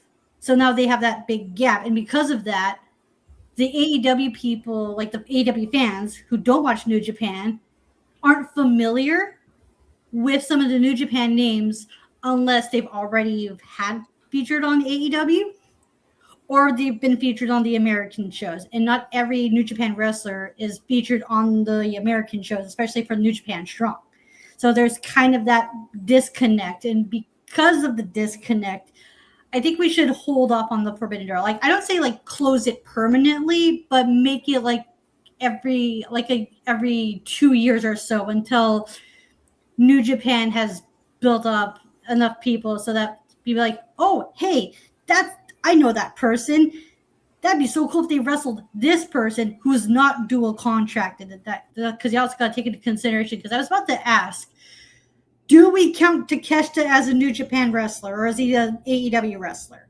Triple contracted, primarily home in AEW. I'm just saying. Okay. I was going to say, personally, at this point, I count him as AEW because that's his primary home. Yeah. He may be multi-contracted, but his primary base where you see him most consistently now is AEW. I'm going to load each Forbidden Door card just so I can further elaborate here and we can further look into this. Continue. Because the whole basis of Forbidden Door was, what if this AEW wrestler wrestled this New Japan wrestler who they've never wrestled before, or it's been so long since they last wrestled each other. And we've kind of strayed away from that concept because especially last year when it was very AEW heavy. So I understand why they have to put some CMML people and Stardom people. And it's because not only did they want to utilize all their partnerships, but because of the lack of star power that New Japan has. To no fault of AEW. That's just the shoddy booking of New Japan and how they do stuff over there, which is, sometimes I don't even know what goes on sometimes. And it's like, as much as I like New Japan, I question their booking because their mainstays, all the top players, they're not going to be there for long. So you got to build up people to eventually take their place for when they do retire or venture on elsewhere. So, the Forbidden Door concept, it needs to be closed, not permanently, but I'd say wait about like 3-5 years before we decide to reopen it again. Okay, so you kind of are where I'm at because, and Noah, you can attest to this. I don't remember if Walter was here last time we had this conversation, but I know Noah was. Oh, yeah. But I had that same kind of theory that maybe it should be an every 2 to 3 year type of thing. Yeah, that's what you refer to. Year on, year off type of thing, because give it some time. Again, this was my feelings about this prior to matches being announced tonight. I felt like the Global Wars was more Forbidden Door than Forbidden Door card was looking. Oh, I agree. you know, and that was just Global Wars. That was so much fun. Like, there's a small part of me, and we can get to this a little bit more when we get to the main event topic. There's a small part of me that wants to see Thekla retain over Starlight Kid. The lights go out, and Tessa Blanchard just fucking drops her in the center of the ring, so that at Grand Slam we can get Tessa versus Thekla. Whoa! Yeah, that's a really good shout. Yeah. Yeah, especially when she said she chose Mexico. That's a really good shout, actually. And CMLL are already partnered with AEW. That's right. Her fiance has appeared on TV before as Fenge. Yep. So, like, dude, and then we just go from Thekla having had a Stardom challenger to a CMLL challenger going into Grand Slam in August. Yeah, and in case you're all wondering, that is your Global Wars card, by the way. I want you to take a look at this real quick, and I want you to look at this. You have Siri from Stardom. You have freaking Takumi Iroha from the Marvelous promotion in Japan. You have CMLL, where they did an actual match, by the way, from CMLL for the Ring of Honor World Tag Team Championships. That was a coup de call, by the way, because, again, I don't speak Espanol, so that was a fun thing, as JJ was probably just listening to it and hearing me in the green room. Thank you, by the way, as always. Arigato. And, again, you got freaking... Yeah, I'm sure it was. But Rocker Romero, who's been, like, the mesh behind this whole open door, forbidden door companies playing along concept. Micah from Stardom, and she wants to fight more, by the way. Yes, please.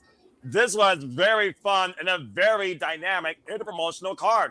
And it was only 8 matches. It really seems like Global Wars is more Forbidden Door wherever they do it at. And think about the Global Wars that we've had. We've had United Kingdom with United Kingdom Town, including Michael Oku. We've had Australia with your boy, the Sniper of the Skies, and Australian standout, Robbie Eagles. We've had Mexico. I can't even tell you half the damn names before Persephone was all lead included. We're also down there. And Cincinnati, which is America, had fucking Japanese wrestlers.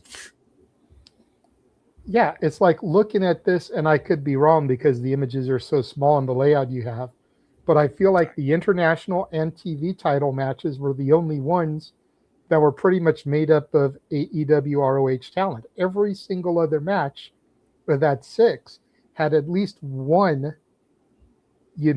Forbidden Door-esque competitor in it. Viva Van, I think, is kind of all lead. I forget when she got a graphic, but that's fair. I think she's on a tier deal. Yeah. God bless her, by the way. Of course, the student out of the WWE Academy, and Leslie Lane, of course, she's been involved in OH. That was the first thing they tagged together. But to your point, Thunder Rosa Mera, heavy name known out of CMLL. So you're not wrong. Now, let's go down the timeline before you speak any further or pass the mic off to Walter. And let's look at each Forbidden Door and think about how it's morphed into more of a welcoming season. Because, again, you're right. The Stardom, the CMLL, the New Japan names, it's not like they're year-round, but there are the familiar names that are yearly around at this stage or at this time. Take a look. Well, really quickly, I'm not saying that they're year-round, but I just feel like, and it doesn't happen every week, obviously, but I feel like you can tune into, let's say, a random collision in the middle of September, and you could see Mystico. You could see Mascara Dorada. You could see you could see Zack Sabre Jr. Well, maybe Bad Dude Tito or Mikey Nichols, instead. But you could tune Bad in. Dude Tito give you Mikey Nichols, not so much. Okay, sorry to cut you off there. But you're getting my point here. The names the main names are irrelevant at the end of the day, but you could tune in to a random collision in the middle of September and you catch some random talent from New Japan, CMLL, Stardom on the card. It's not like it's just limited to Forbidden Door season when the TV sucks during that build-up because all storylines get put on hold. And you kind of need to bring these talents in to give some sort of reason as to why these people are feuding and fighting. build up some kind of interest. Like if it was just the 3 or 4 weeks leading up to Forbidden Door, I could understand it. But it's the fact that you could tune into a random Dynamite or a Collision in September, a random Dynamite in January, a random Collision in March, maybe back when they were doing Battle of the Belts, some random Battle of the Belts, and you could see one of these people. That's the point that I'm making. The name is irrelevant.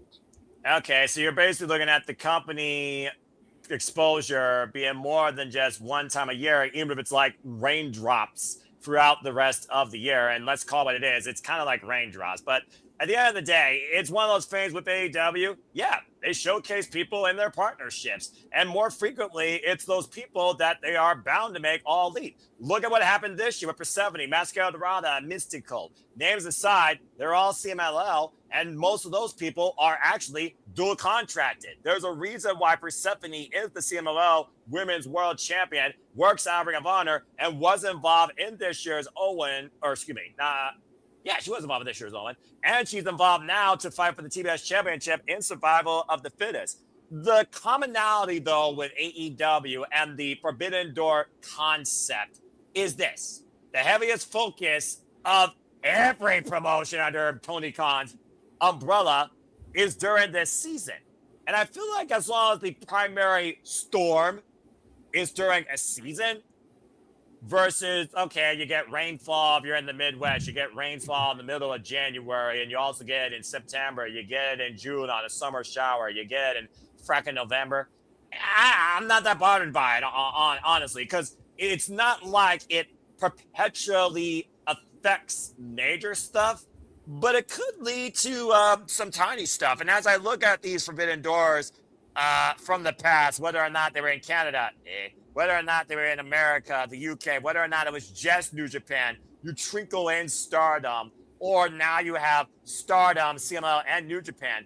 There has been, at least at this stage, that subtle evolution of, we're not looking at names of people, we're looking at company exposure. And this stage should be that time where you have that company's exposure. When you look at the first Forbidden Door, it was strictly freaking New Japan and AEW. Period. It literally was only presented by them. When you look at the following Forbidden Door, there was at least a little bit more of an encompassing thought talking about freaking Stardom, even though they weren't part of the conversation. And again, you still had freaking New Japan and AEW. As we went down the years, okay, now you actually had a little bit more. You had CMLL. I mean, for the longest time, I was waiting for Hechicero to be freaking all elite, and then it finally happened. When I think the Forbidden Door, at least in concept, showcased everybody, was honestly in London. I mean, again, Bozilla, Stardom, Zack Sabre Jr., Nigel McGuinness. Enough said. It felt like to me that over the years, at least Forbidden Door has exposed those company names more. And this year, they're really trying to put that name out there, I feel, for Stardom with this continued tension of Thekla and Taro Okada. So at least during this season, I can appreciate it. But again, I understand your point. At the end of the day, though, as long as it's not every week, I'm okay with it being a drop, especially if it's a collision, where, to your point, nobody really watches it. I accept that. I watch it, though, because I'm fine with exhibitions. And also, if it's just about an exhibition and not messing with a championship, I'm not bothered by it. But I do understand your point. But I need more Marvelous in Ring of Honor. I'm just going to say that for the record. And High-End wants more Marvelous in Ring of Honor, too. Yes, please. So I know I'm the host, but would you mind reading this comment from Andrea real quick? Nick told me to say, I'm not saying it. Nope, I'm not saying it. Nice try. I'm not saying it. What do you think I am? What was that, Walter? Joe Hendry.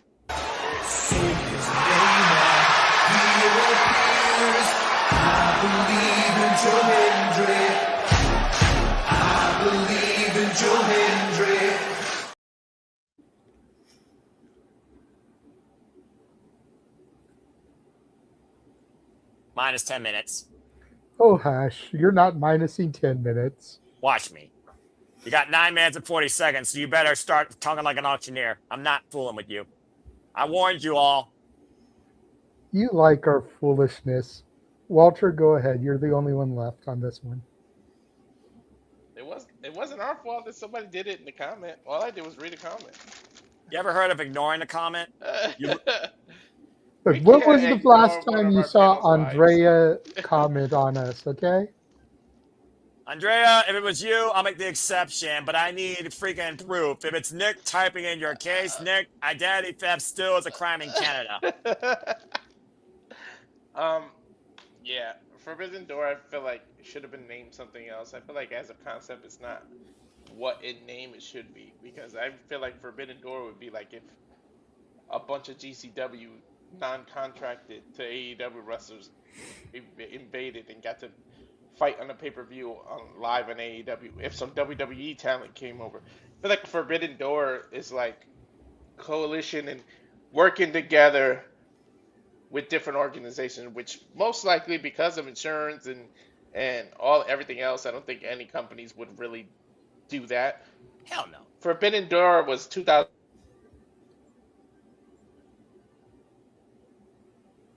Uh-oh. Walter froze. Danhausen must have cursed him. Technical difficulties.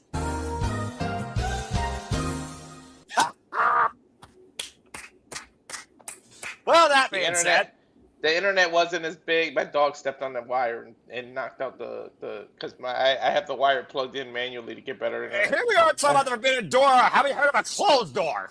Hey man, no, the door is closed. The wire just sticks all the way out. It was Tony Khan, damn it. He didn't like what I was saying. But you're gonna short of wire, but this is not an IT session. Wonder what has been done, Steven. The router is so far that I have two wires plugged in through a connector. But that's Lord. why, yeah. But you know, the internet wasn't as popular. If you didn't watch the Raw where Vince said he bought WCW, and you just suddenly saw these WCW wrestlers pop up in WWE, that's a Forbidden Door. So maybe this concept they could have named it something else. Maybe New Japan versus AEW. Maybe like the video game NWO versus the World. You could have did AEW versus the World or something and brought it. And that way you could have got video game nerds tuning in too.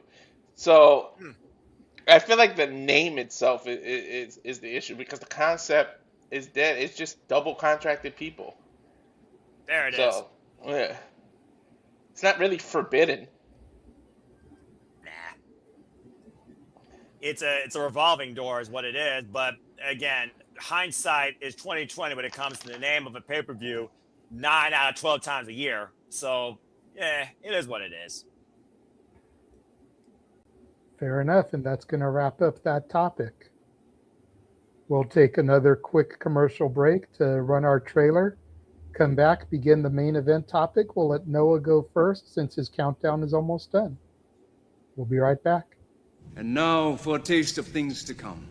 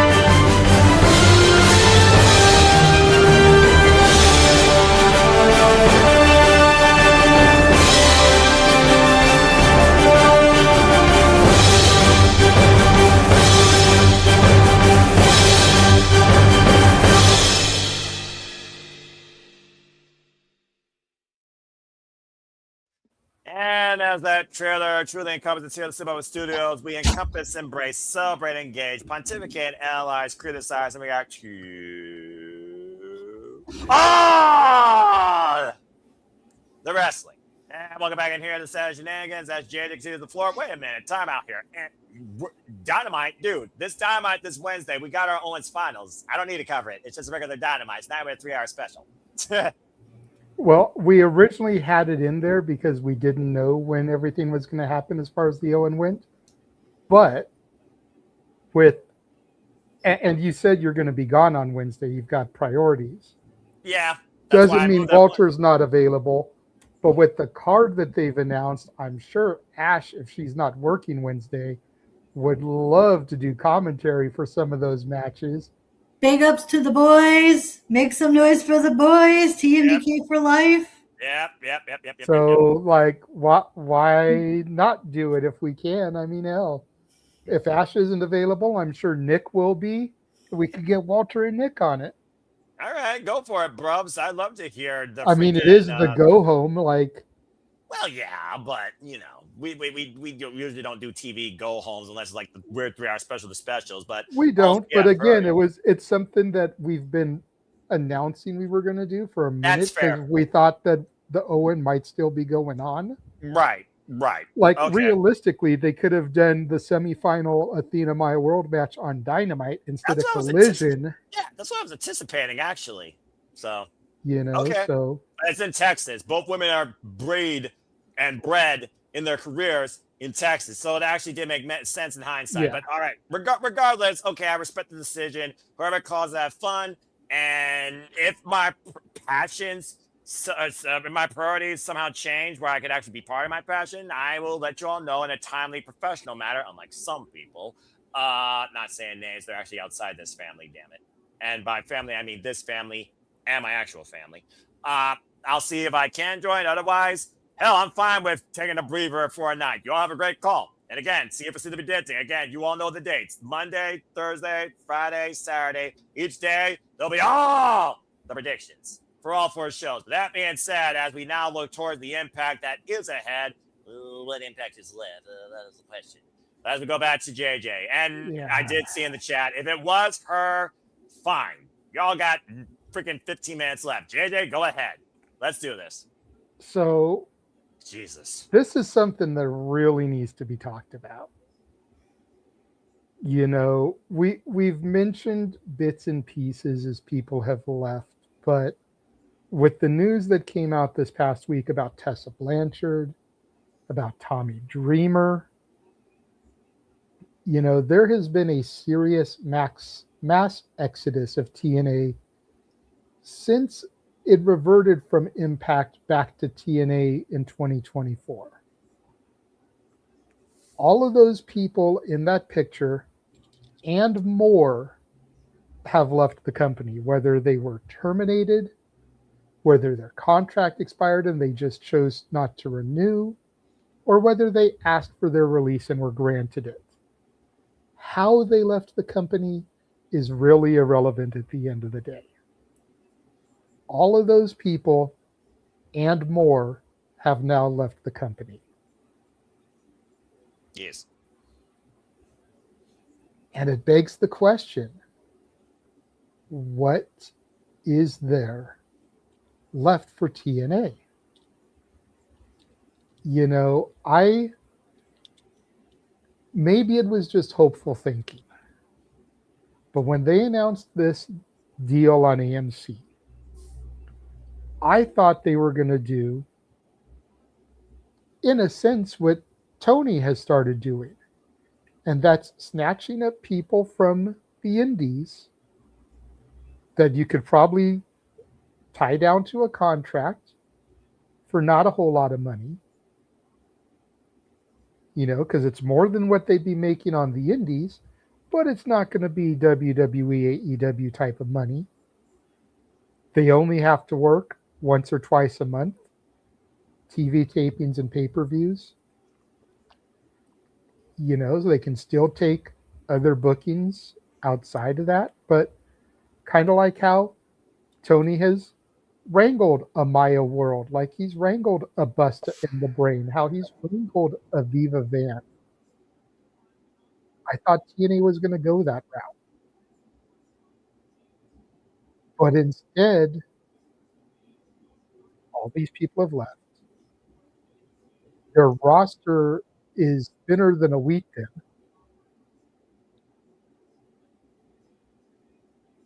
And Santana is probably going to be leaving come the end of the year when his contract expires. Oh boy. Leon Slater is probably going to be leaving at the end of this year when his contract expires. That's probably why he lost the title to Cedric Alexander. You know, the Hardys are Hall of Fame bound, if we're being honest. It's just a matter of when does their contract expire. They seem to really like what they're doing in TNA. If we're being honest, TNA has been the best place for Matt Hart. Because that's where the broken gimmick was born. Yeah.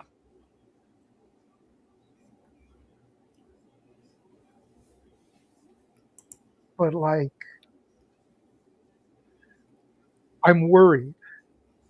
And I shouldn't be, because TNA has withstood a lot of shit. Immortal. To the point where, you know, people say that when there's the nuclear holocaust, cockroaches, Twinkies, and TNA are still going to exist. Because every time you thought it was going to die, it survived. Like a Gloria Gaynor disco song. They will survive.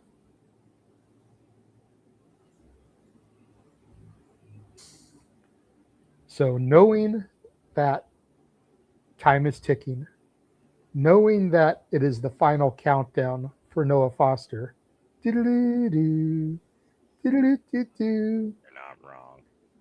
and knowing that out of everybody on this panel, he has been the most tried and true TNA supporter up until recently when my NXT kind of invaded it. I'm going to go to him first. That way he can get his thoughts out and say his adieus.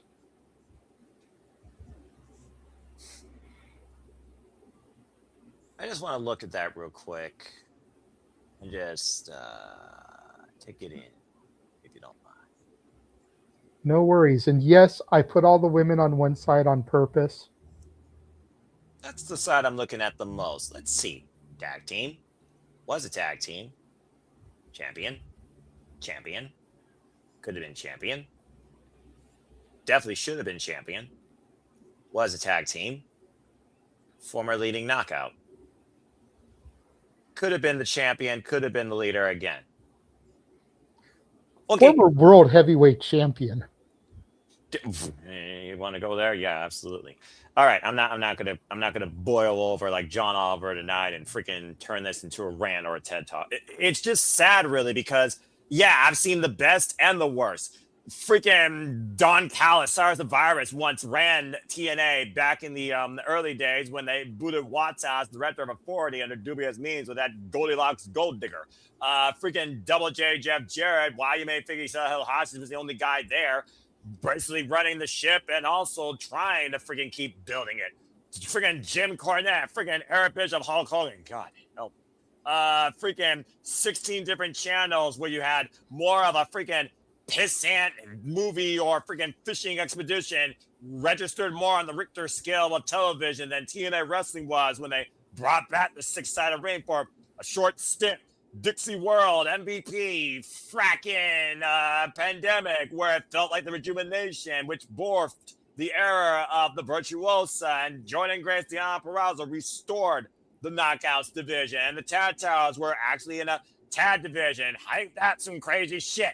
And then you have this Timu Tony Khan, probably weaker than him guy running this. That's a movie guy, doesn't know jack shit about the wrestling business, removing the wrestling executives, it seems, from those positions that brought TNA back to life in the first place when TNA was missed for its identity, when the total nonstop action was still there, leaving its impact in wrestling. And now I got this.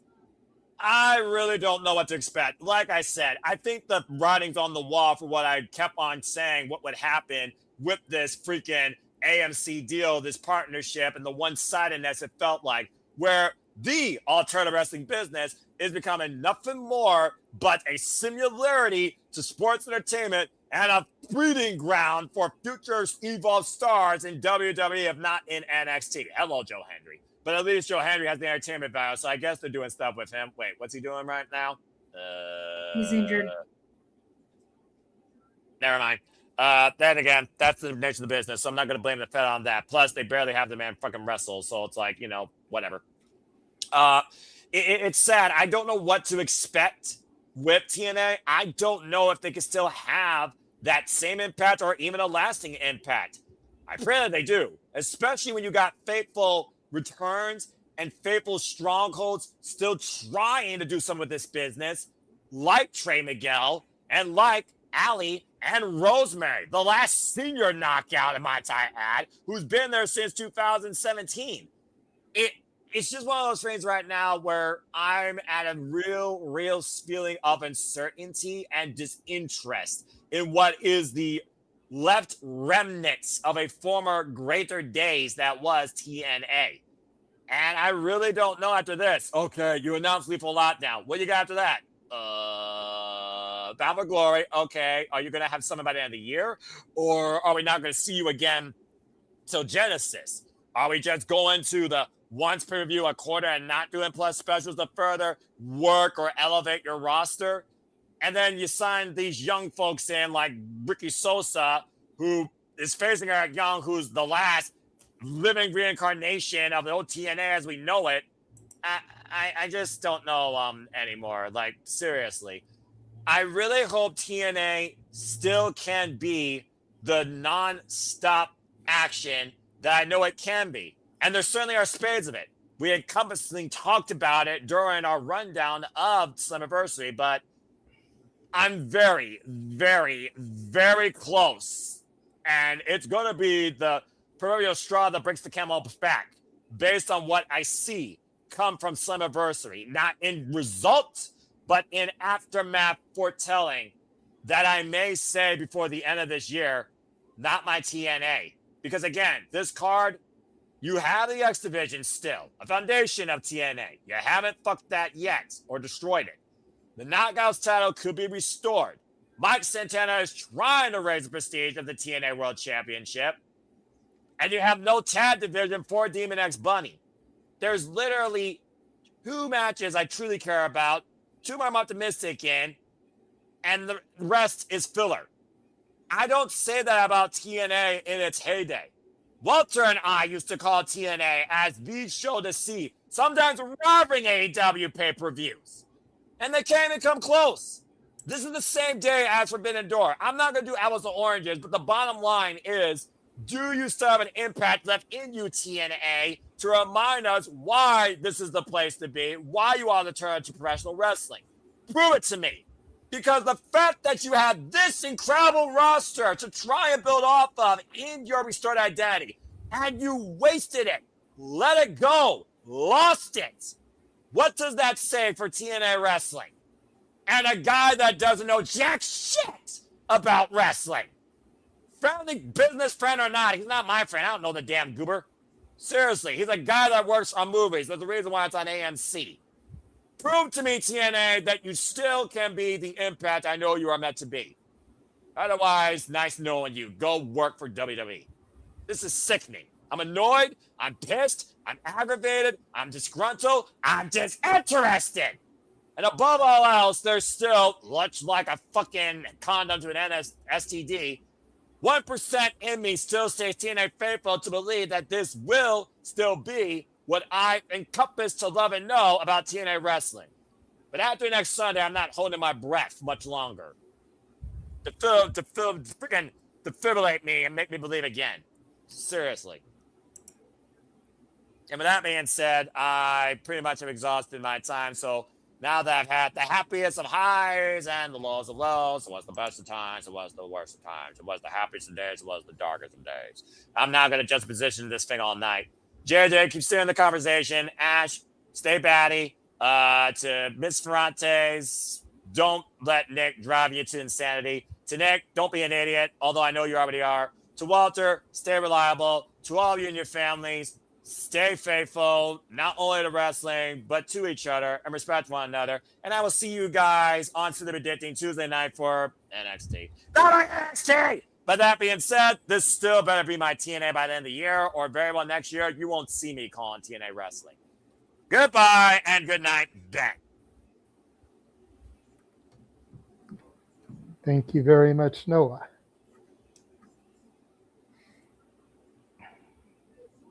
All right. There he goes. Nick, can you hear us? Hello? Is it me you're looking for? Yeah, except you were supposed to be here 2 hours ago, fucker. Blame my wife. It's her fault. Screw you. It's your fault. Because she wanted to have family time. Oh, let's go have family time.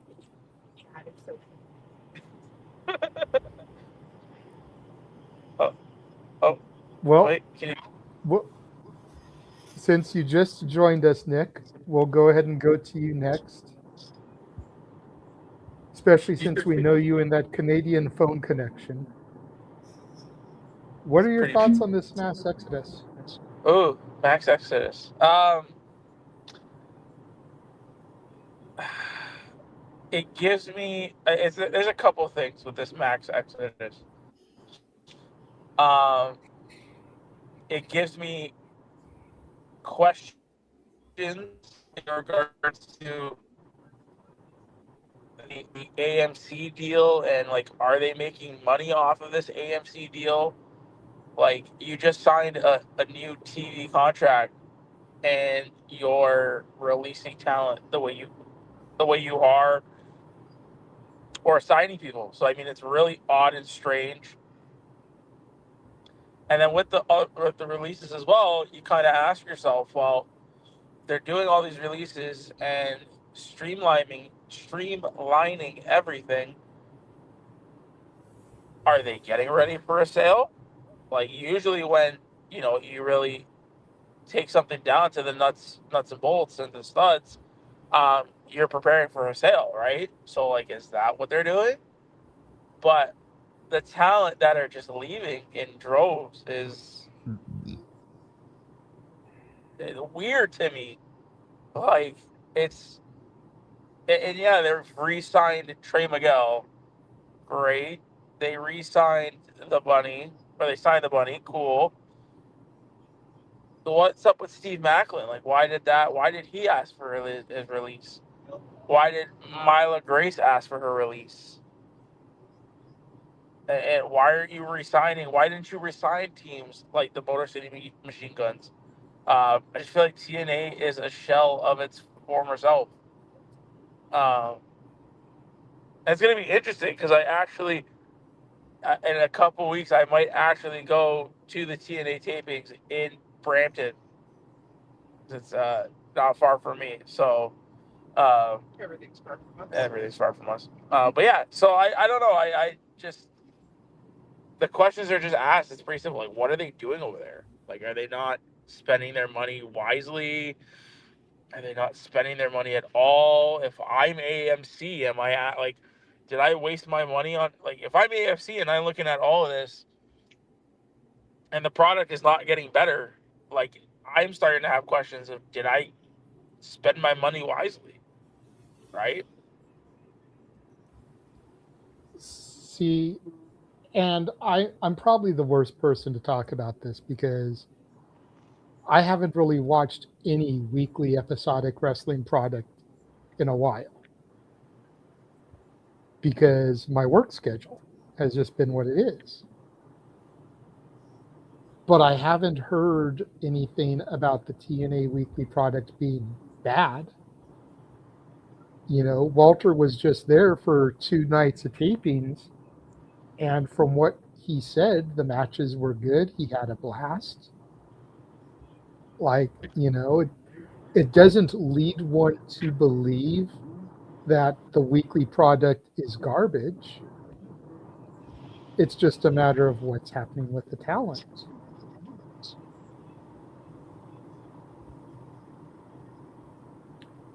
See here, Datilla's in the, really quickly, Datilla's in the chat here. She's another big TNA supporter. She says, Myla Grace is understandable. She and Harley Hudson weren't booked properly, and they even made a big deal about her signing. You would think that Harley and Myla would have come in and immediately made an impact by winning the Knockouts tag titles. That's a fair point. Go ahead, Nick. You were going to say? No, I was just gonna say, yeah, like that. Those are good points. It's, it. Not to say the product is bad on a week-to-week basis, because again, I don't watch the weekly product. I couldn't tell you. But I mean, they're not blowing the doors off either. I don't think. Well, again, I try not to get into ratings numbers because that shouldn't be what matters. No. But their ratings on AMC are better than what they were on Access. So that's got to be a step in the right direction, right? Well, I'm speaking more now, of... are they on par with Dynamite? No. But the last I heard, they were, I don't want to say not far, but, a reasonable distance away from Collision. Collision consistently gets like 300 to 400,000. I think Impact was getting around like 175 to 225 last I heard. So that's really not horrible in the grand scheme of things, right? Like, it's not, but I'm not speaking about rating. Like when I'm saying they're not blowing the doors off, I mean creatively. I'm not talking about the numbers, right? Like I haven't seen or heard anything. Well, in fairness, no company is blowing the doors off creatively.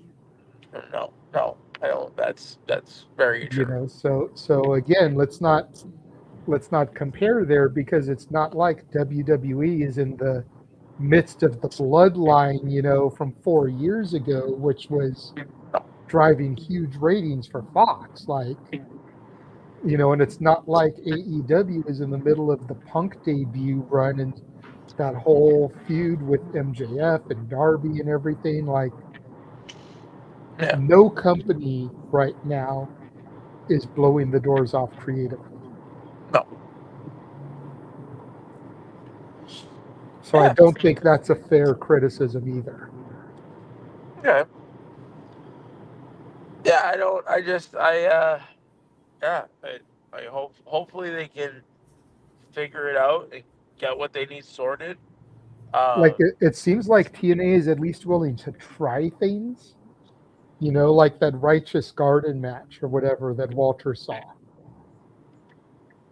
That was an abstract concept, right? It's either going to work or it's going to fail. Will there be another Righteous Garden match? I guess we'll have to wait and see at some point. But it definitely was interesting. Probably about as interesting as the first match from the Hardy compound. Right? No.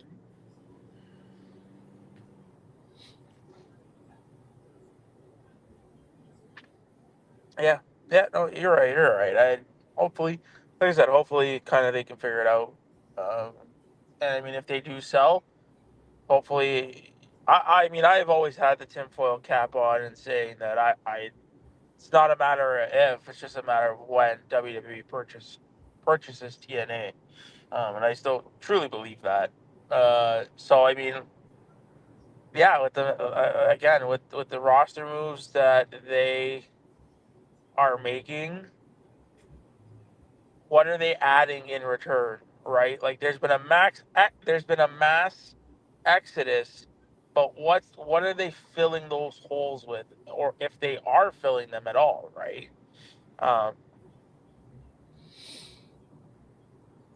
So gotta kind of That's just see what they got. Like I don't know who's on the in the free agent list. People with their 90-day competes and whatnot. Well, a lot of people are going to start coming up here towards the end of July. Yeah. You know, the New Day is going to come up. The Motor City Machine Guns are going to come up. Joe Gacy, Dexter Loomis, all the Wyatts are going to come up. I really want to see Dexter Loomis go over there. If for no other reason, the fact that you could put Index back together. You know? Yep. Maybe kind of replace that void that Mance and Steph DeLander left.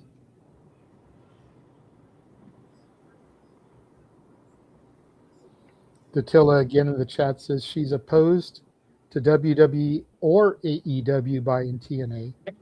We don't need a monopoly. Wrestlers need different places to work.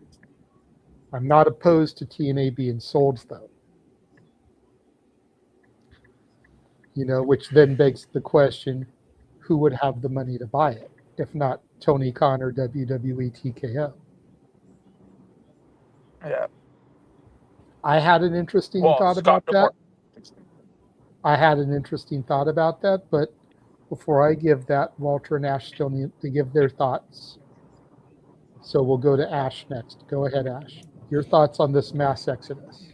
It's just very eye-opening and concerning about like what's going on backstage with management and the creative team that's causing these wrestlers to not renew their contracts and want to venture out elsewhere. That's the big issue, is like what's going on with management and the way how TNA is run, because I'm not faulting the wrestlers. I hear if they want to leave because they're trying to better themselves and they don't see a future in TNA, by all means leave. It's just what's going on behind the scenes. That's very concerning, because to have this amount of people leave within like, what is it, like a 6-month period since the AMC deal is very alarming. So something must be going backstage as they wait their business. Just to cut you off, all those people haven't left in the last 6 months. It's been the last 2.5 years. Okay. All those people in that graphic have left since it reverted from Impact back to TNA. Okay. The point still stands that there is something going on with management ever since the AMC deal. I agree with you, but I'm just trying to say it's not that critical, because all those people didn't leave in 6 months. It's been 2.5 years. Fair enough. But it is quite the alarming amount, though. It's just like it makes you question like what roster do they have?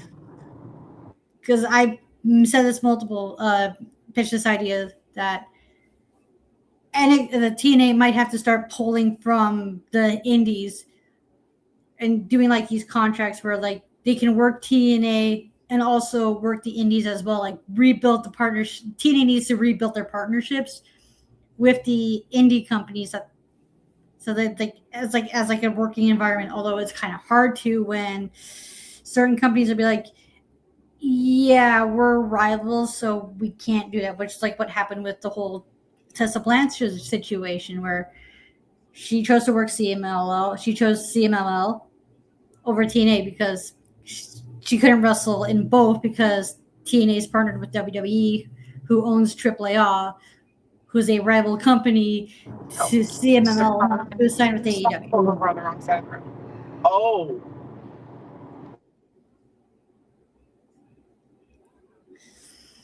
So yeah. So the Tessa situation is different, but everyone else leaving, it has to just probably is a business aspect, and it just I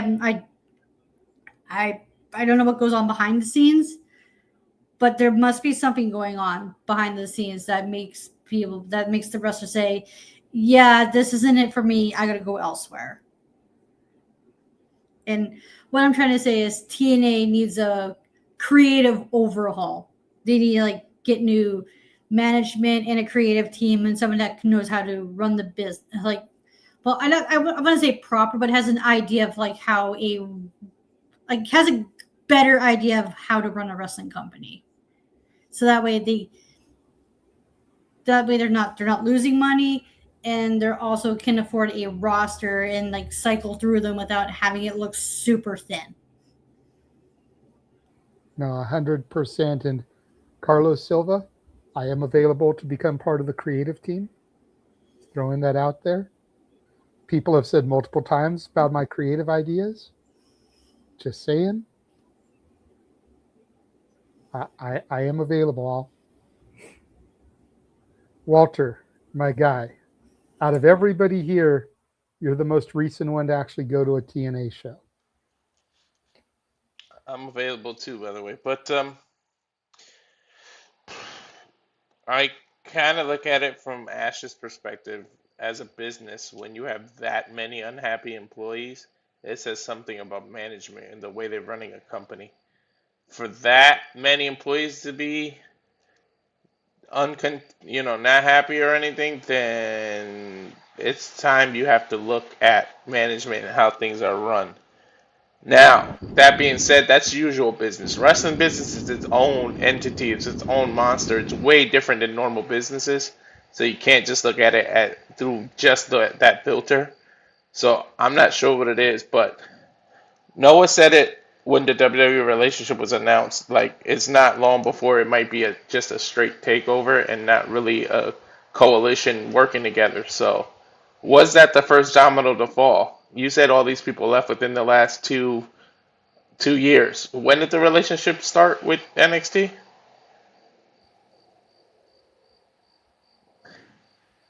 Officially about a year ago. About a year? Around January of last year. Okay. Masha's the only one. That was legal. That was a PR mess and legal issue. So that one I get.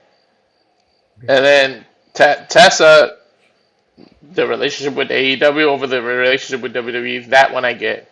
Those are the only two. Everything else, I don't get. Well, Steph wanted to be cleared to wrestle. She had an injury, doctors wouldn't clear, so she bet on herself, and look what she's doing on the indies. So sometimes it's the wrestler just needs to bet on themselves because she tried to do it through the system didn't work. And no, that's not a pun because of the system that's in TNA. But I still don't trust the system. I really don't know. I want to know what's what this comes out of. There's rumors that the parent company's kind of looking to sell for like $40-50 million or something, but it's just rumors, grain of salt, so we don't know. It'd be interesting, but usually when there's a mass exodus like that, it's right before a sale. We kind of saw WWE do the same thing right before they sold to TKO. They released a lot of people, including backstage. When it started being more than just talent, and it started being all those backstage people, it was a little uh-oh, and then that TKO announcement happened. So we'll see. TNA could be making money off the app, and then I don't know what this deal with the channel is, but like Noah keeps saying, that's a channel that runs movies. Maybe they don't understand the wrestling business. I feel like the first era was letting Scott D'Amore go. If you wouldn't have let that man walk down, I don't think this many talent would be unhappy because he understood the business and he understood how to run it. So maybe if you gave him a higher position and let him run things backstage, even when he sold the company and everything, this many people wouldn't have been unhappy. But I don't work there, so I have no idea. But I mean, like you said, when everything's said and done, TNA just seems to be, I call it the little engine that could. They survive a lot more than this, so let's see if they survive. But I mean, that many unhappy talent worries me. And the more wrestling companies that are available, the more places these people have to work, including referees, cameramen, and everything like that. So I want them to have options because I hate seeing people lose their job.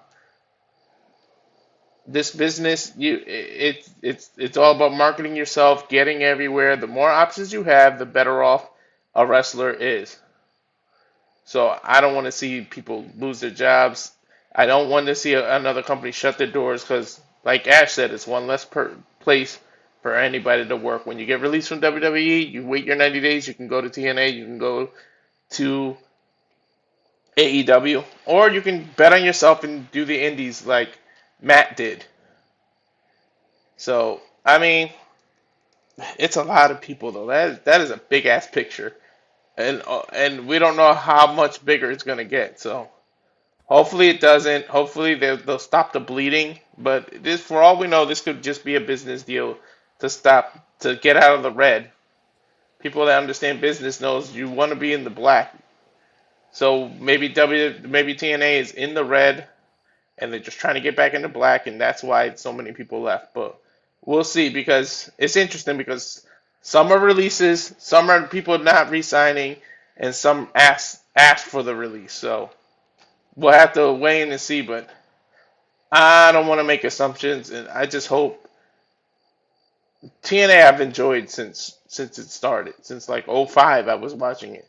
So hopefully, or '06, whatever year it was. No, 2002 actually, because it was on those exclusive pay-per-views. But it's hard. It's hard to see. But I think most of these people, a big majority, have landed on their feet. The person who shall be not named, because I don't want to do the gimmick, he's in WWE. You got Steph DeLander killing it on the indies right now. We haven't seen Masha because she's dealing with the legal issues. But a lot of these people have landed on their feet. We'll see what Tessa does in CMLL.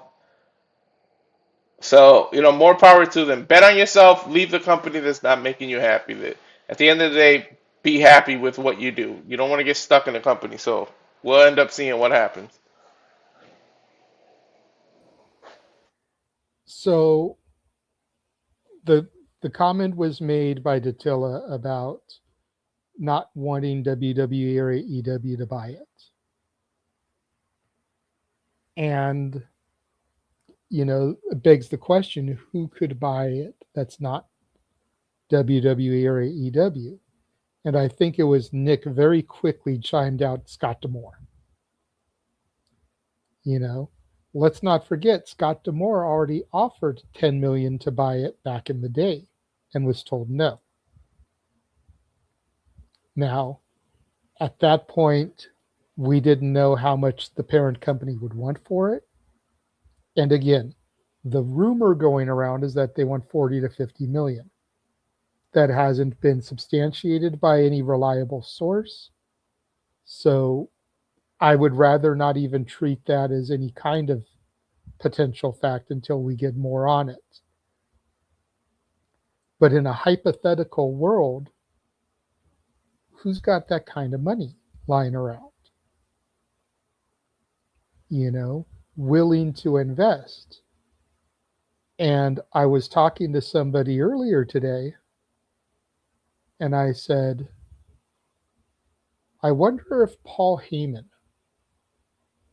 has any desire to get back in the promoting business. Because with all the money he's made from WWE, he's probably got about that much lying around. But his weak point was always the business aspects. He excelled at creative, sucked when it came to the business. That's why ECW went belly up. Partner him and D'Amore together. Let D'Amore run the financial business side of things. Let Paul run the creative side of things.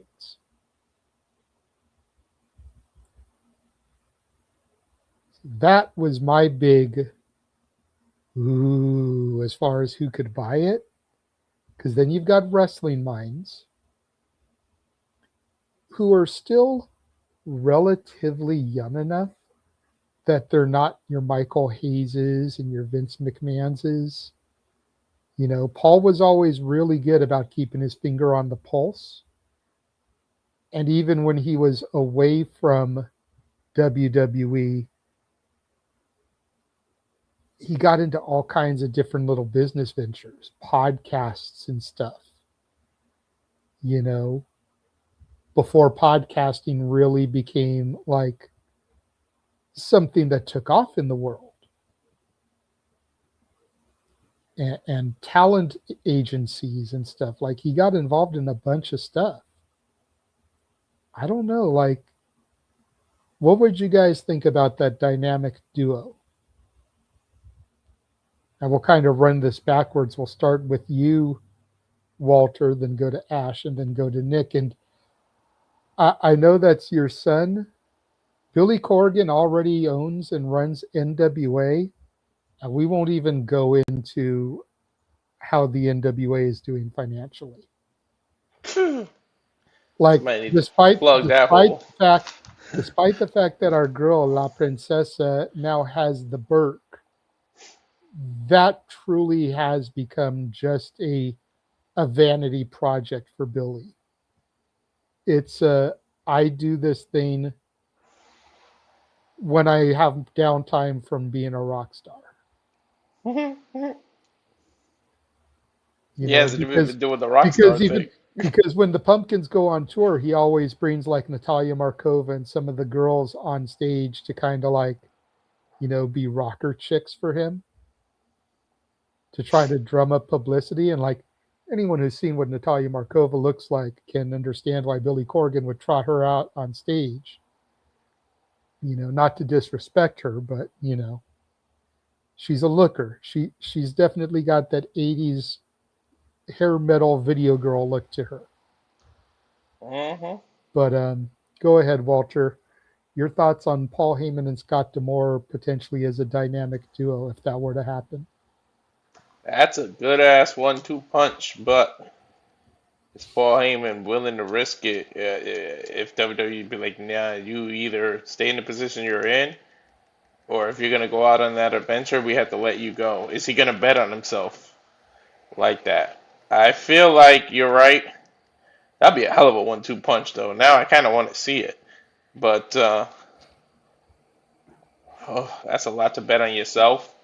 And I think it can work. Those two great minds put together, it would eventually work. So that's a good one to think about. I don't know who else would buy it. Like Freddie Prinze Jr.?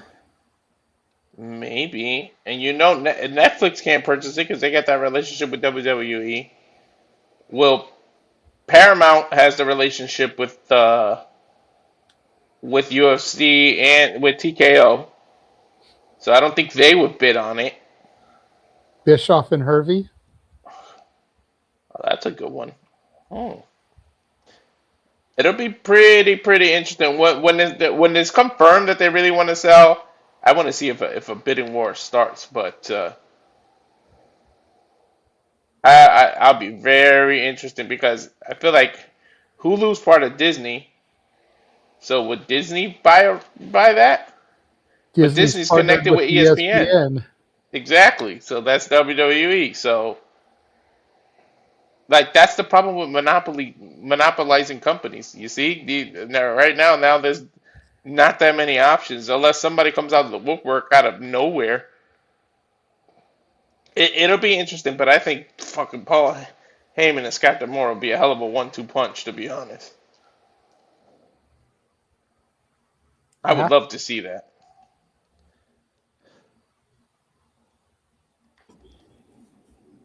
Yeah, that could work. And plus, with the if Scott D'Amore buys TNA and they have the creative mind of Paul Heyman, it helps with the roster problem that they have because TNA, if with Scott D'Amore owning TNA, him and MLP, that's a big enough roster right there. See, I know a lot of the people that left early on, we're talking because it went from Impact to TNA in January of 2024. So I'd say a lot of people that left between January and December of 2024 left because of Scott D'Amore being booted. I want to say that was around that year span was around the time Deonna Purrazzo left, Giselle Shaw left, Josh Alexander left. Like these were all people that D'Amore really pushed.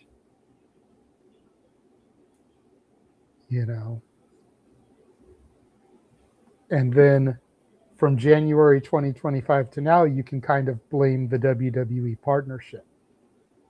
But that first year, I think a lot of it was people that were supporters of D'Amore, and D'Amore was gone.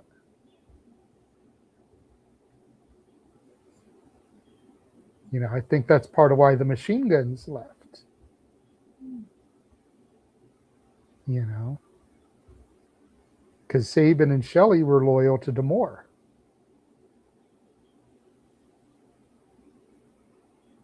And I know Nick still has his theory, you know, that right after that 90 days expires, AEW is going to be in Michigan.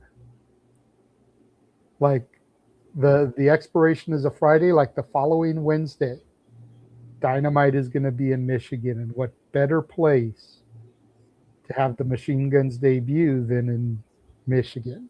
Mm-hmm. So Nick, go ahead and bring it home. What do you think about the D'Amore and Heyman 1-2 combination? I think they'd be like oil and water. I don't see them working that well together, which would be unfortunate because they're both great at what they do. But I don't see them. I don't see them working together. I think. I don't know. Like I honestly I don't. The Billy Corgan thing is a stretch. I don't think he would own. Like I don't think he would want to own it because he's got whatever he's got going on with NWA. So I don't think he would own it. Who else would be out there? I don't know. Like it almost at that point, it would almost have to be WWE or TKO to own it.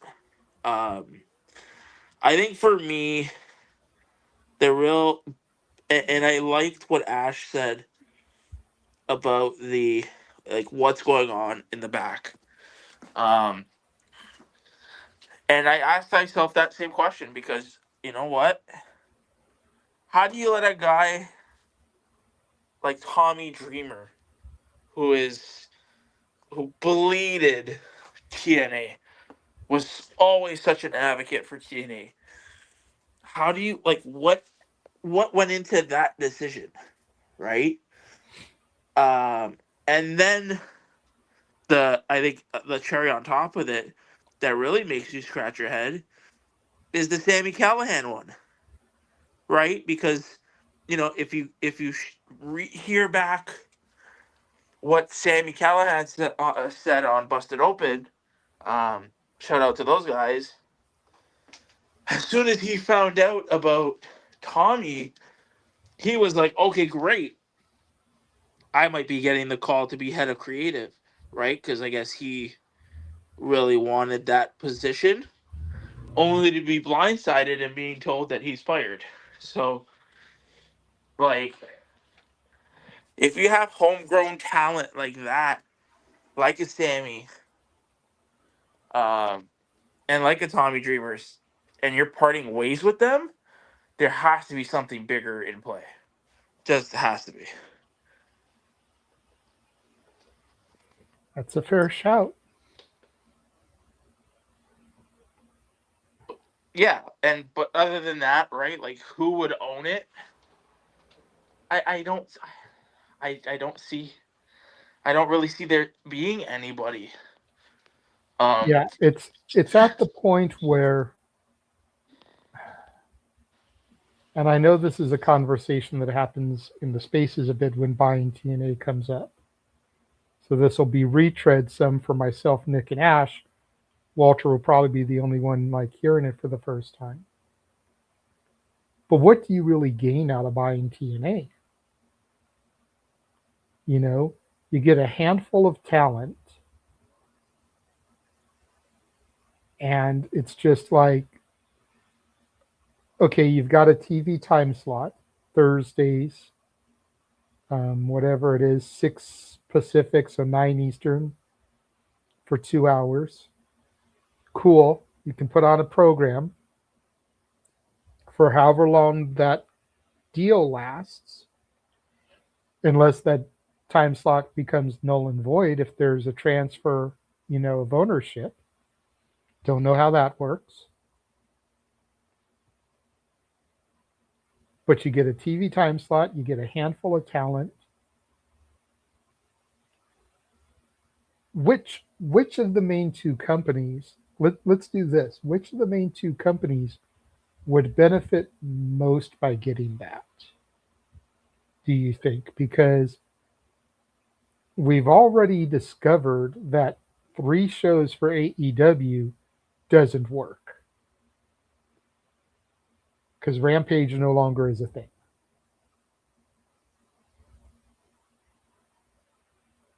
Now I know there was rumor that Tony was trying to shop around an idea for a show late last year, earlier this year. I forget exactly what it was called. But he was shopping an idea for a show. Didn't get picked up. Ratings for Dynamite and Collision are down. Yeah, Ash. Are you referring to the rumored Shockwave? Yes, thank you, Shockwave. So there was that rumored show that didn't get bought.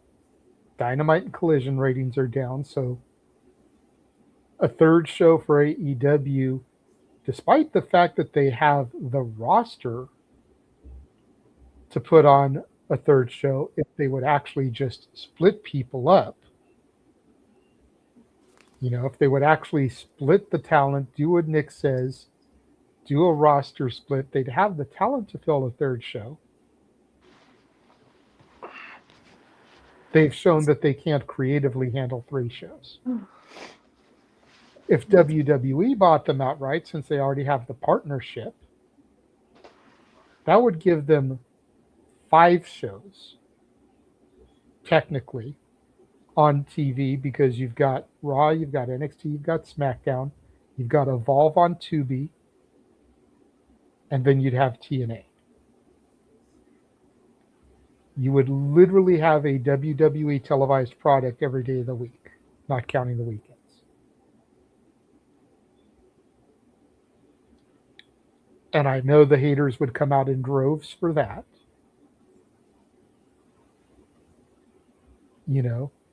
10 years ago, you could have said, oh, well, WWE by TNA, you get the video library. That's worth something. Physical media ain't shit anymore.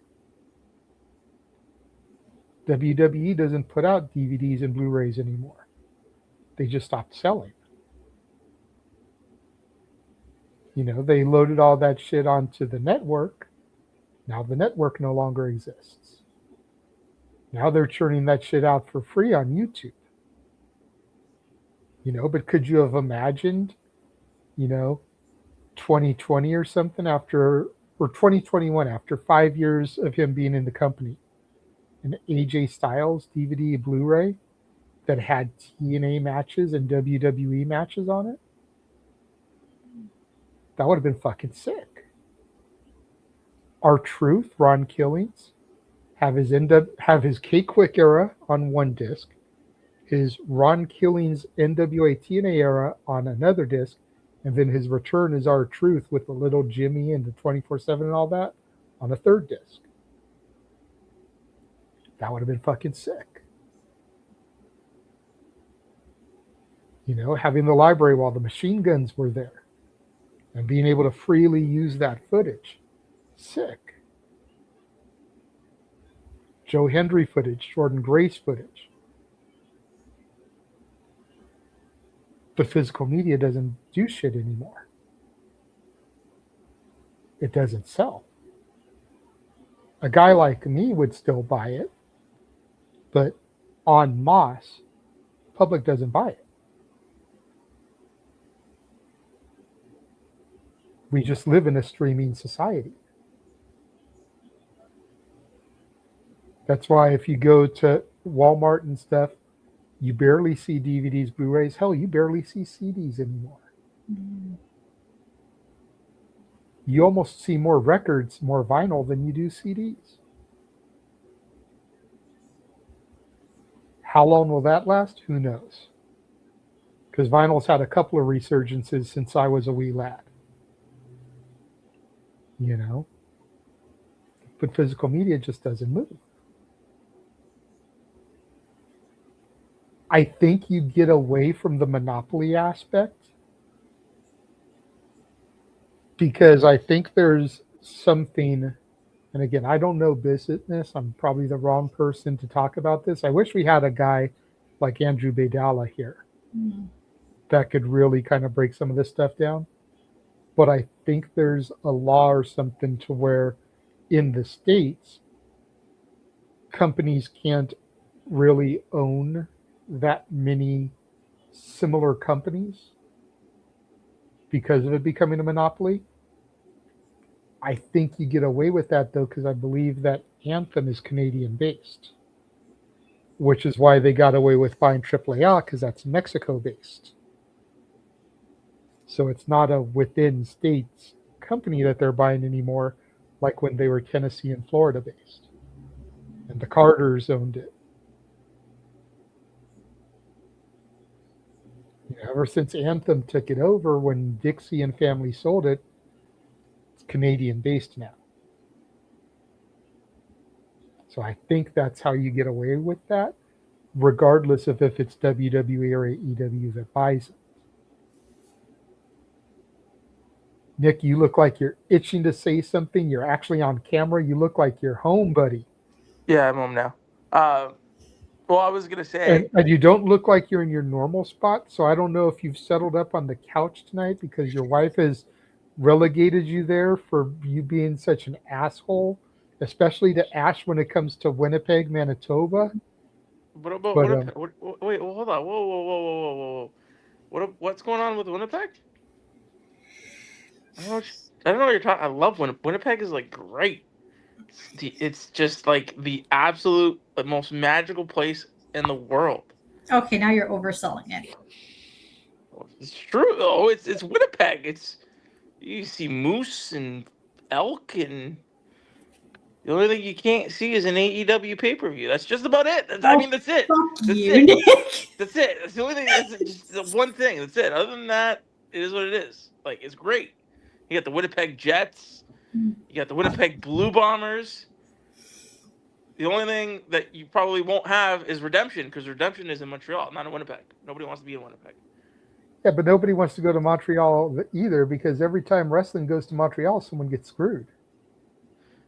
But I mean, you'd like to get screwed though, right? Like, it depends what way. It depends what way you're getting screwed. I don't think Bret Hart enjoyed getting screwed in Montreal. You won't know unless you try it, right? So I mean, regardless, like, it is what it is with that. I was gonna say, no, you're right. Like, with if TNA was an American-based company, yeah, they'd have to go through hoops and hurdles, right? Because that's what right now with the Paramount deal, that's what they're kind of going through. They're going through that. They have to go through the Justice Department, and they got to make sure they're following guidelines and rules to making sure that, you know, it's not a monopoly. So they do that. I was gonna say, unfortunately, there's nobody out there that sorry, scratch that. There's maybe two names I could see that might want to buy TNA, but it have to be at the right price. And you guys mentioned one name is Freddie Prinze Jr. I can see him maybe, but there's also another name that we've missed out, and he's an actor turned wrestler. Would Paul Walter Hausen want to maybe? I know that he does work with MLW, but would he want to buy AEW or TNA? Maybe. What about Jelly Roll? He's going through a divorce. You can't have that right now. No, hey, Jelly Roll's not going through a divorce. Yes, he is. Is it Jelly Roll? Jelly Roll's going through. Yeah, you're right. It was Jelly Roll. It is Jelly Roll. He filed. Guys, what if a certain Vinnie Mac swoops in and buys TNA and gets back into the wrestling business? I didn't want to bring his name into it, but yeah, I mean, it's a fair shout. I mean, what if Shane O'Mac buys it? I was just about to say that Shane was. Yeah, I was about to mention Shane. Does The Rock buy it? It's another fair shout. Ooh, that yeah. Like maybe not TKO, but maybe The Rock and A24, right? Because that is his production company.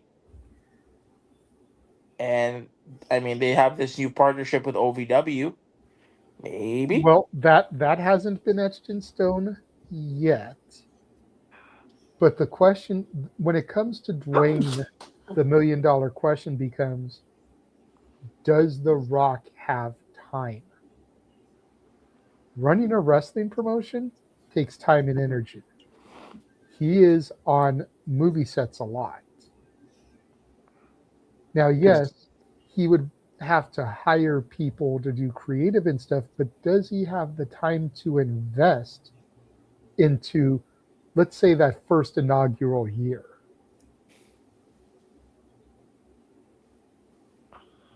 His daughter does. Yeah, that no one wants to. I love Simone Johnson more than most people do. Okay? I give her way more credit than most people do.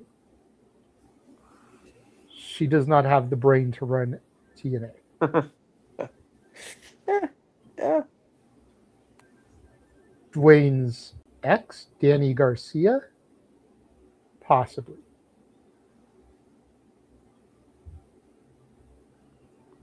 But Simone Johnson, the former Ava Rain, no. People would be like, this is just another Dixie Carter situation. And that's the last thing they need.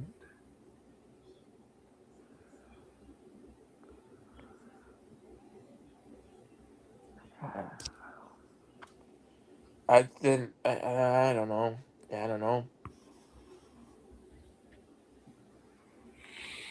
I don't know who really can buy it then at that point. Like it'd have to be fucking WWE. Because I don't think I can't see Tony wanting to buy that. I think he'd buy something like PWG before he bought TNA.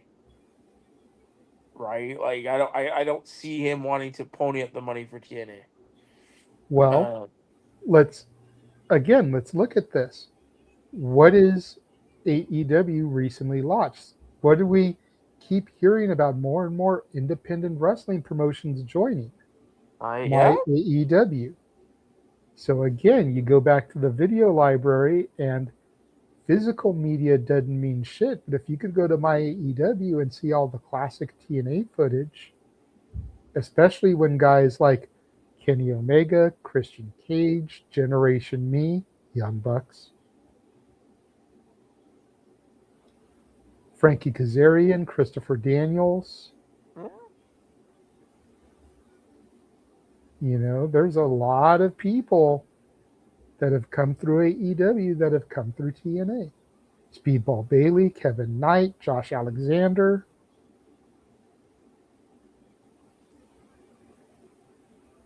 Deonna Purrazzo. Jeff Jarrett, to Charles's point. He'd be somebody. Yeah. There You you know, go. there's a lot of people. Taz.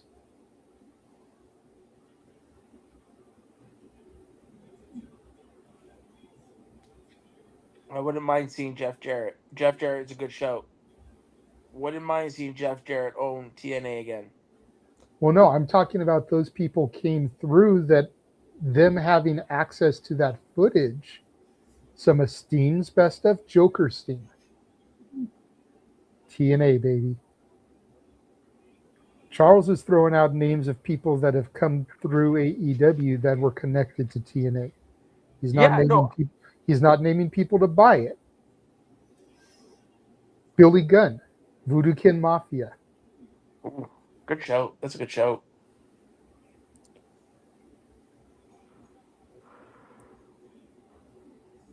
You know, LAX, Santana, Ortiz.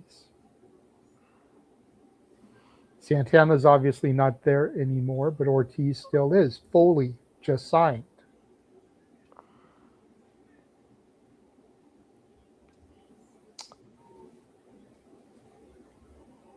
And it would almost be a petty move by TK, right? Because they're right now partnered with WWE. If he comes in with the highest bid, that would almost be a petty move. But if the rumors of the partnership are true and WWE has right of first refusal because of that, I don't think it would ever go through. Possibly, but if WWE has no desire to buy it, why would they deny anybody the opportunity to pick it up?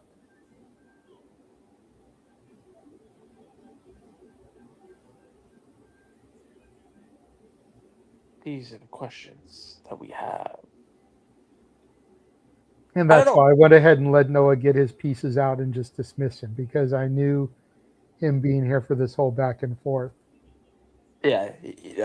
But I know, like you said, I know that Charles was throwing out names that have passed through TNA, but I wouldn't mind seeing Jeff Jarrett owning TNA again.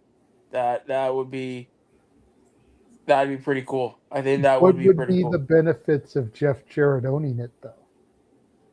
If Jeff Jarrett and since he's still technically contracted to AEW, would it be a conflict of interest?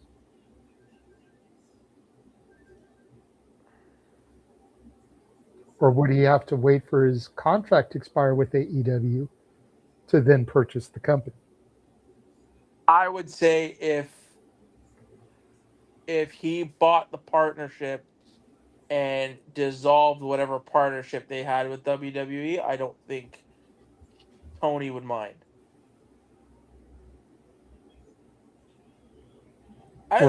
That's not what I'm saying. I'm saying that with Jarrett being contracted by AEW, if he bought a separate wrestling company, wouldn't that be a conflict of interest between TNA now and AEW? Forget the WWE part for a second. You have a contracted AEW wrestler buying another promotion. Like Ash? It would be like if somebody that was employed by Pepsi bought Coke.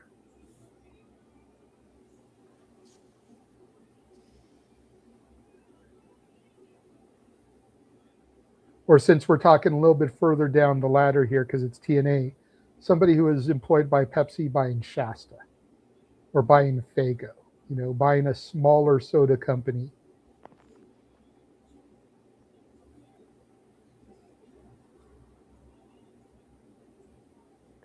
Like, I feel like that would be a conflict of interest. Because now you know the recipes of the other company. You know the financial strategies of the other company. You know the marketing strategies of the other company. I believe it is a conflict of interest. We'll put it in terms you could understand here, Nick, because you're Canadian. It would be like if the Maple Leafs got a hold of the Winnipeg Jets playbook.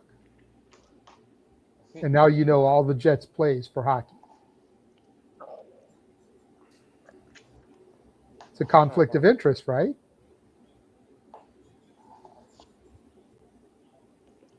Now you're about to go play the Jets, but you know all their plays because you've got their playbook. Let's fuck the Jets. But I thought you liked Winnipeg. I love Winnipeg. Winnipeg is the greatest magical place on earth. Trust me, half of America says fuck the Jets too, but it's a different team. Yeah, it's the New York Jets. Only person I ever know that ever supported the New York Jets was Kevin Arnold on the Wonder Years. Because he always had a New York Jets jacket. At least he supported a Jets franchise. AEW doesn't seem to support the Winnipeg area, so I mean, it is what it is. Omega, you are an EVP. Use your EV powers to bring them to your hometown. Like, what the fuck are you doing, man? Right? Come on. Yeah, I don't know. He wants to bring them to Montreal. I don't think that was Omega's call. That was probably TK's. You know, complete side note since Omega was brought up, I saw a clip online today of him from like '09. And I was like, dude, I forgot that I saw that Kenny Omega in like PWG and shit. Like looking at what he looks like and everything back then is like, dude, I totally saw that guy. Like, he definitely wasn't the best bout machine or the cleaner or anything. He was some dorky curly hair motherfucker, but like seeing the footage, I'm like, dude, I totally remember seeing this Kenny Omega. It's crazy how I'll never forget seeing the fucking Bucks, but that's a whole other story. Anyways. Oh goodness. Listen, seeing Kenny live was a treat. It was. Because he wasn't even Kenny fucking Omega at that point. He was still like young boy status. Now we're getting Omega versus ZSJ. It's like freaking dope. Let's go. Ashley's gonna need to watch that match with the towel under her. We're gonna need a whole lot more than a towel. Let's be real here. Heyo. I love how she didn't say that I was wrong. She confirmed and added to it. It'll be God, right? Like, but anyways, I mean that's goes to call back to your joke about there being a cleanup crew in Winnipeg, Nick. So, anyways, that pretty much wraps up the topics. Oh man, it's sad what they become.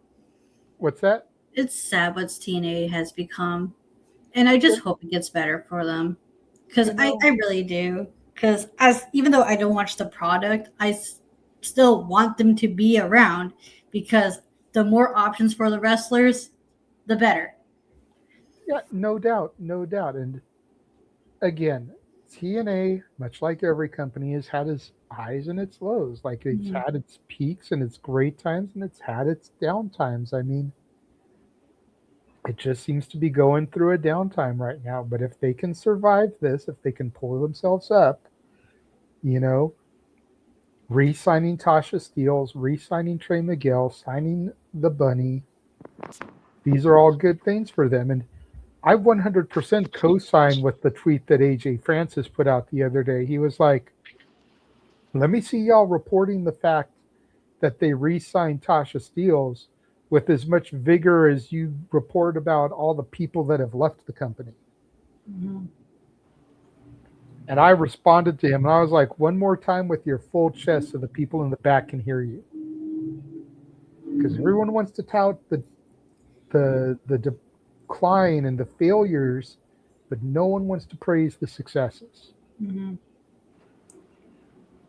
You know, I will never lull TNA. I don't believe that shit. You know, because I don't hear those same people lull AEW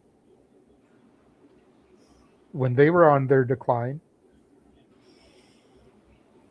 You know, again, let's keep the energy around. Mm-hmm. If there's one thing people can say about me, it's that I'm consistent. I praise the same things across the board, and I criticize the same things across the board.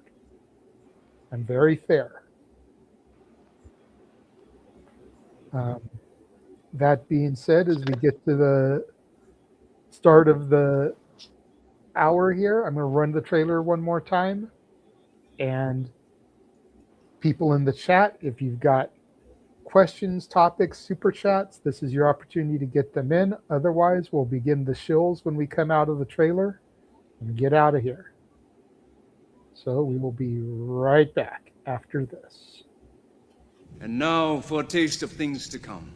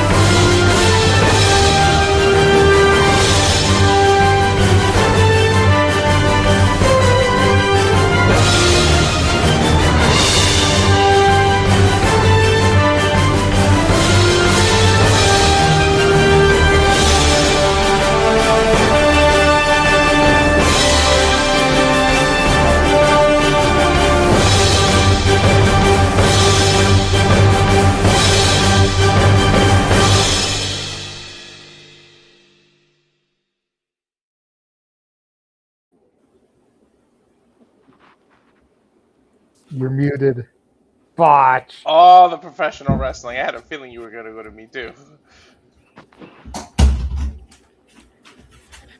All right. So then I'm not seeing any questions in the chat. Let me know if anything pops in there as I start to run through our shills and everything.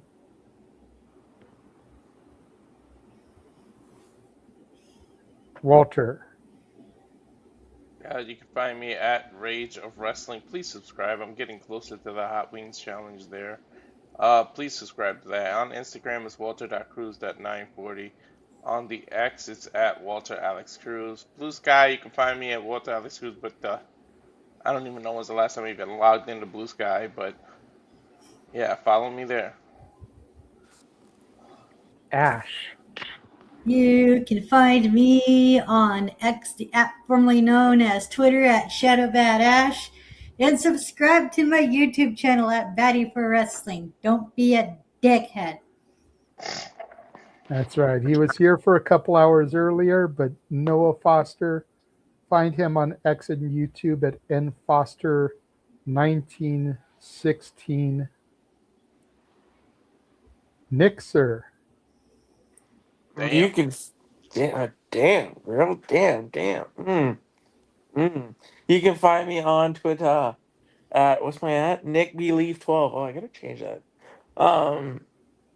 Check us out. We got a lot of great stuff coming up. A lot of And great go ahead and interviews. plug your wife's Instagram while you're at it. I don't remember my wife's Instagram. You don't need it. You don't need it. You're good. I don't remember it. And that's why you're on the couch. Hey, listen.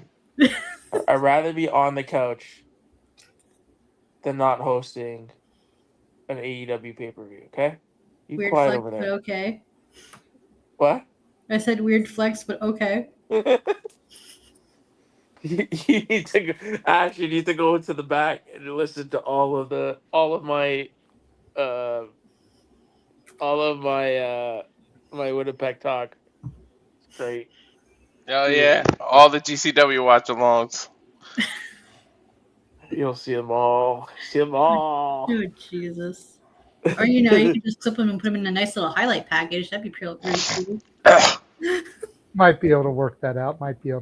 Hey. Canadian on Canadian violence. From the friendliest country. Follow our resident Pink Ranger at Rangers of Wrestling on Twitch, Instagram, and YouTube, and Datilla_ on X. You can also find her most recent venture, Pop Culture Powerbomb, that is PC Powerbomb, on X.